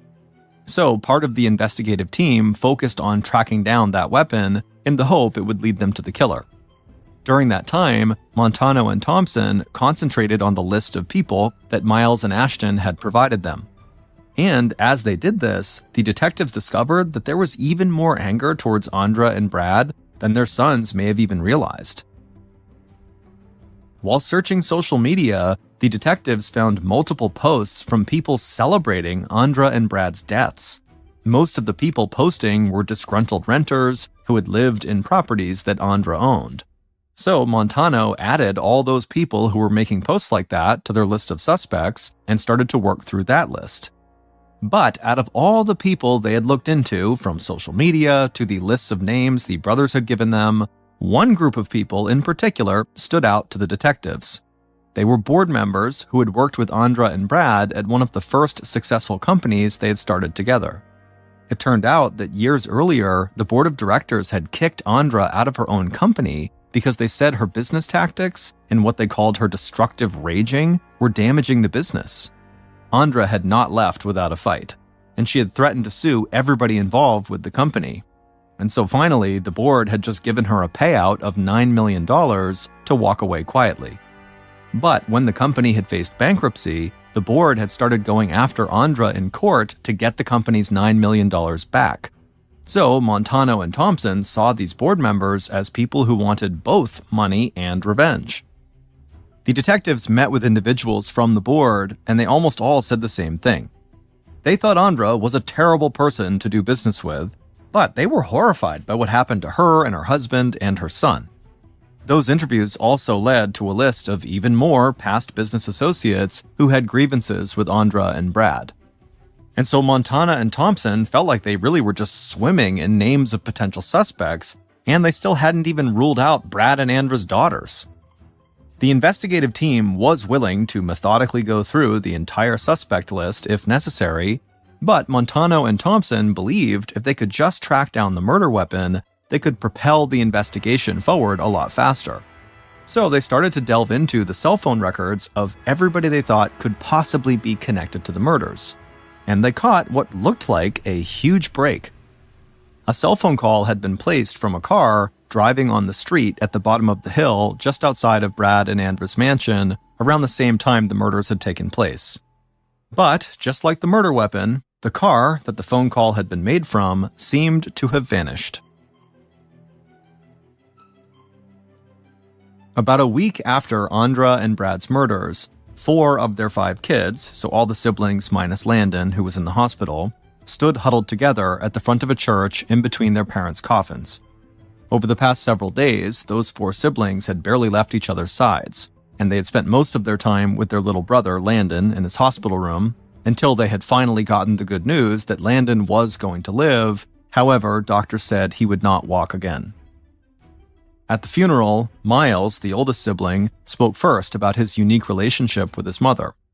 He called her Andra and not Mom because he felt the connection they shared went beyond that of just mother and son. They were also friends and business partners, and Andra had always treated him as an equal.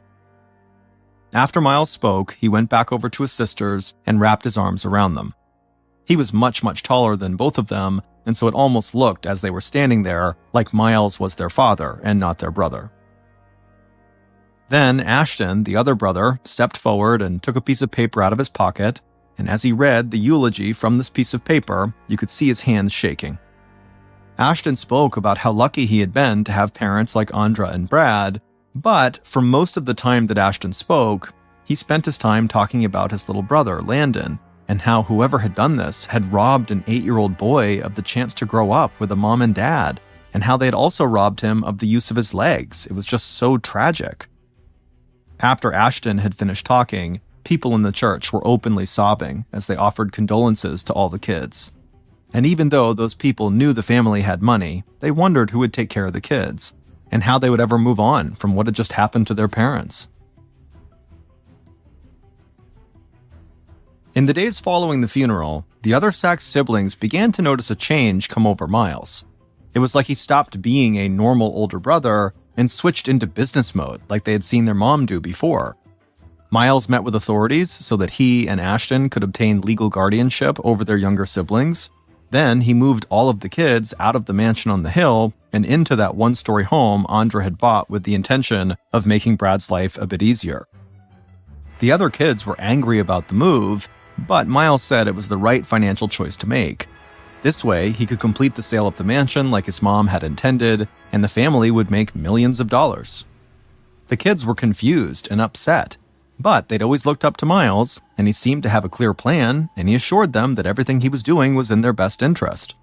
So, in the span of a couple weeks, the Sachs kids had lost and buried their parents, and had moved out of their beloved house, and the younger kids had started having to answer to their own older brother, Miles, as if he was their parent.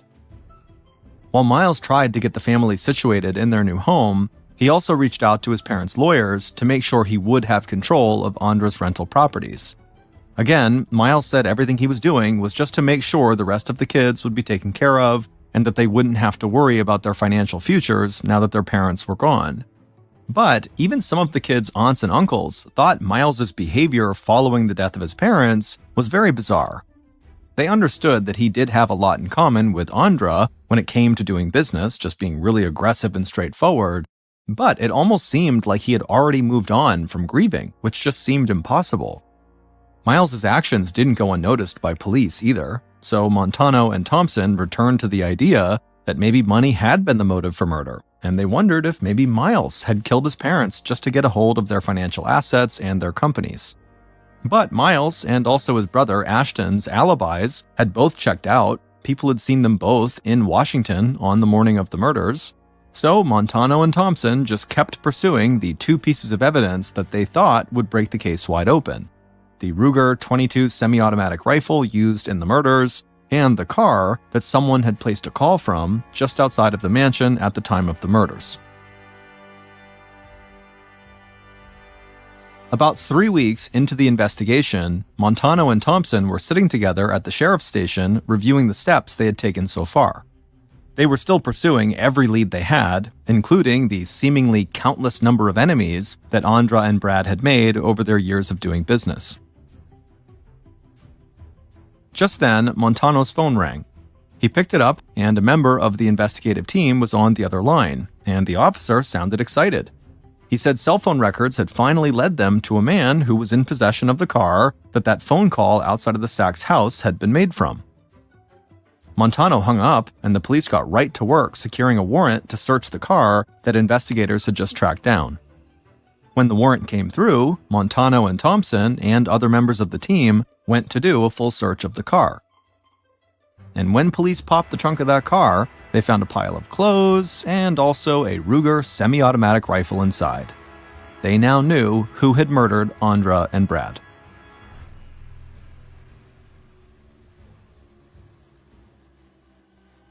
Based on cell phone records, interviews conducted throughout the investigation, and evidence found at the scene of the crime and in that car, here is a reconstruction of what police believe happened when somebody murdered Brad and Andra Sachs in the early morning hours of February 9th, 2014.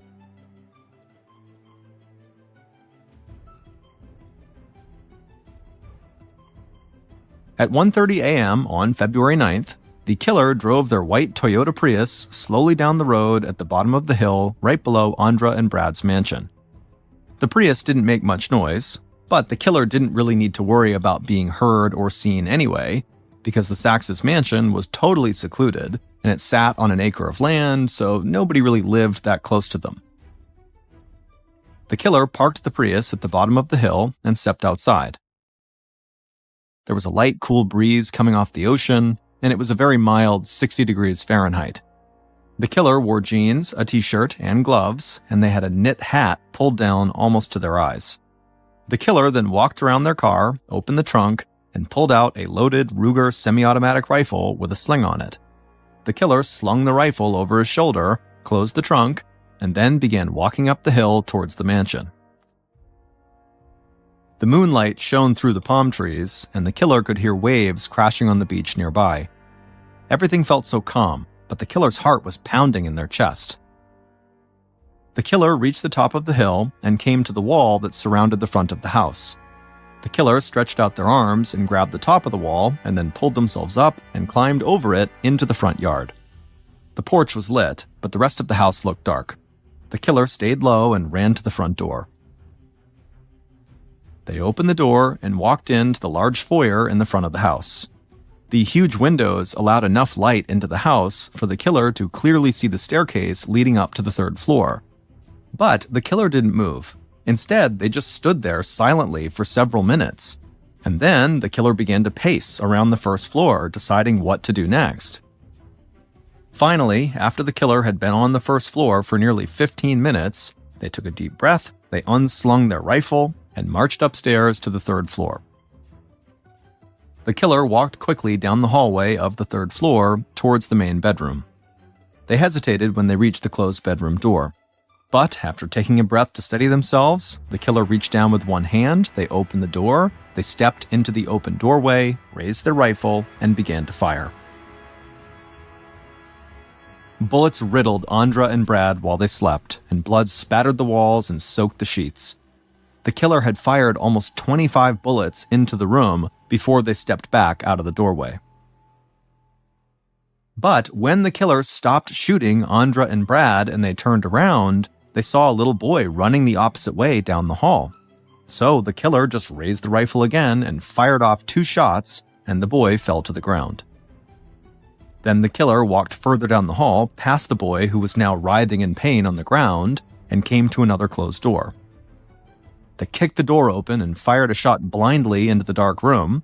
That bullet struck the wall just above the bed where 17-year-old Lexi was hiding under the covers.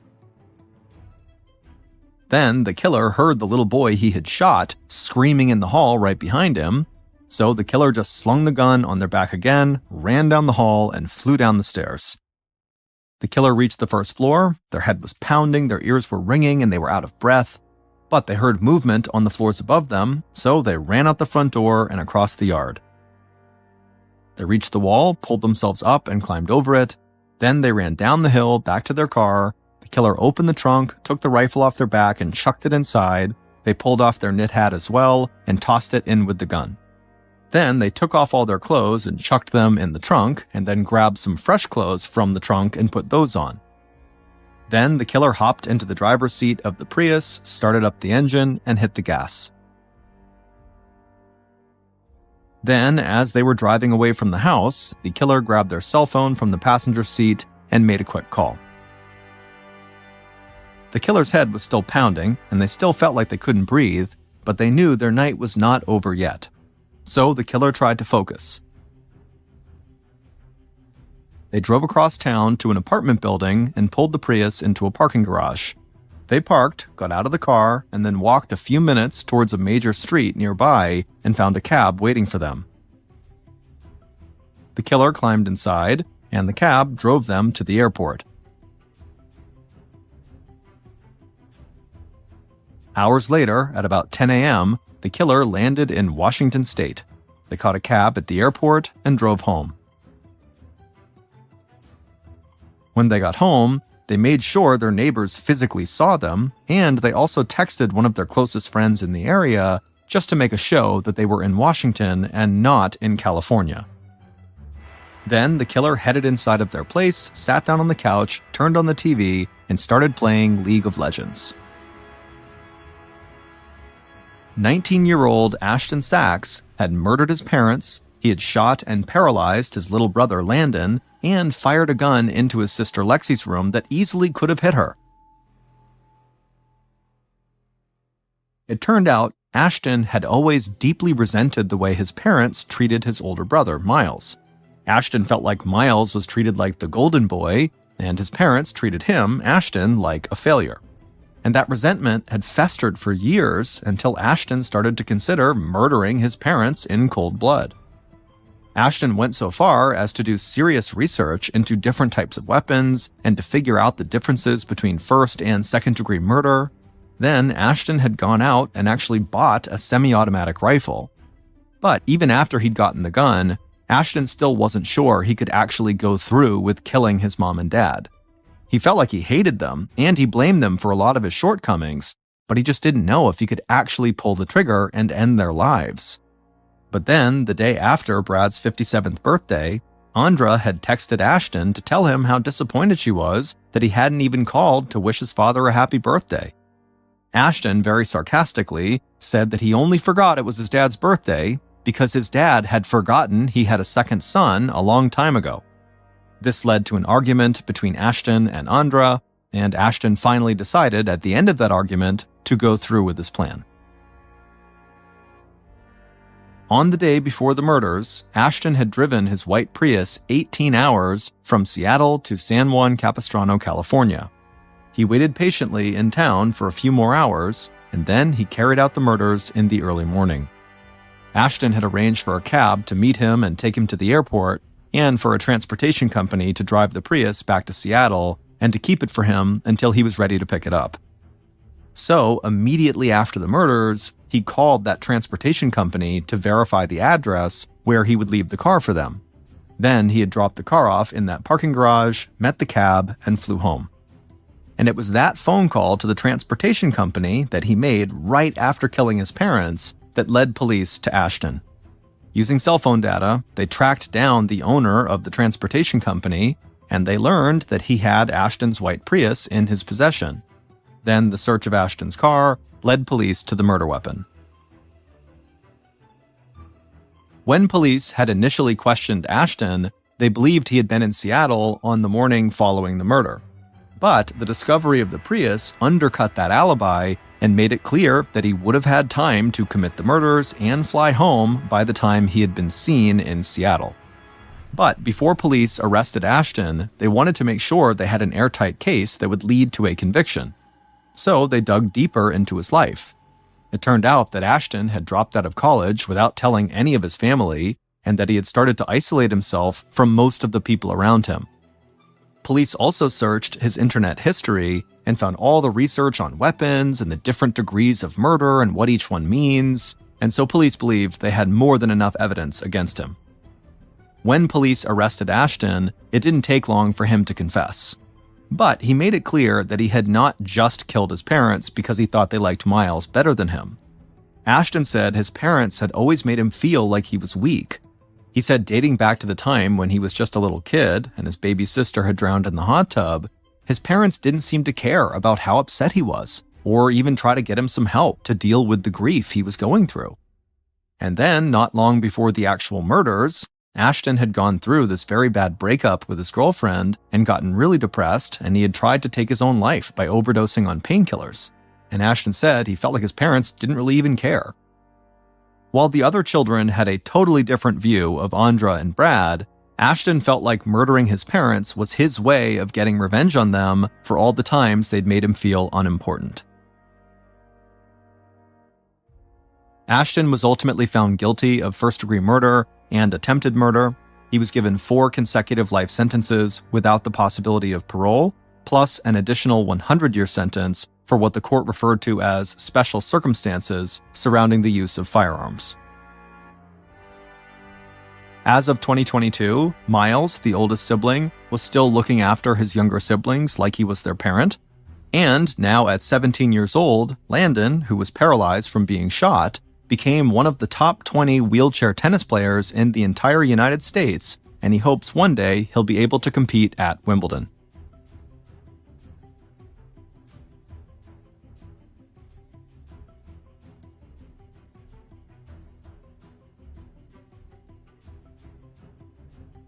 So that's going to do it. If you enjoyed today's story, be sure to check out our YouTube channel, just called MrBallen, that has many more stories just like this one, but a lot of them are only on YouTube.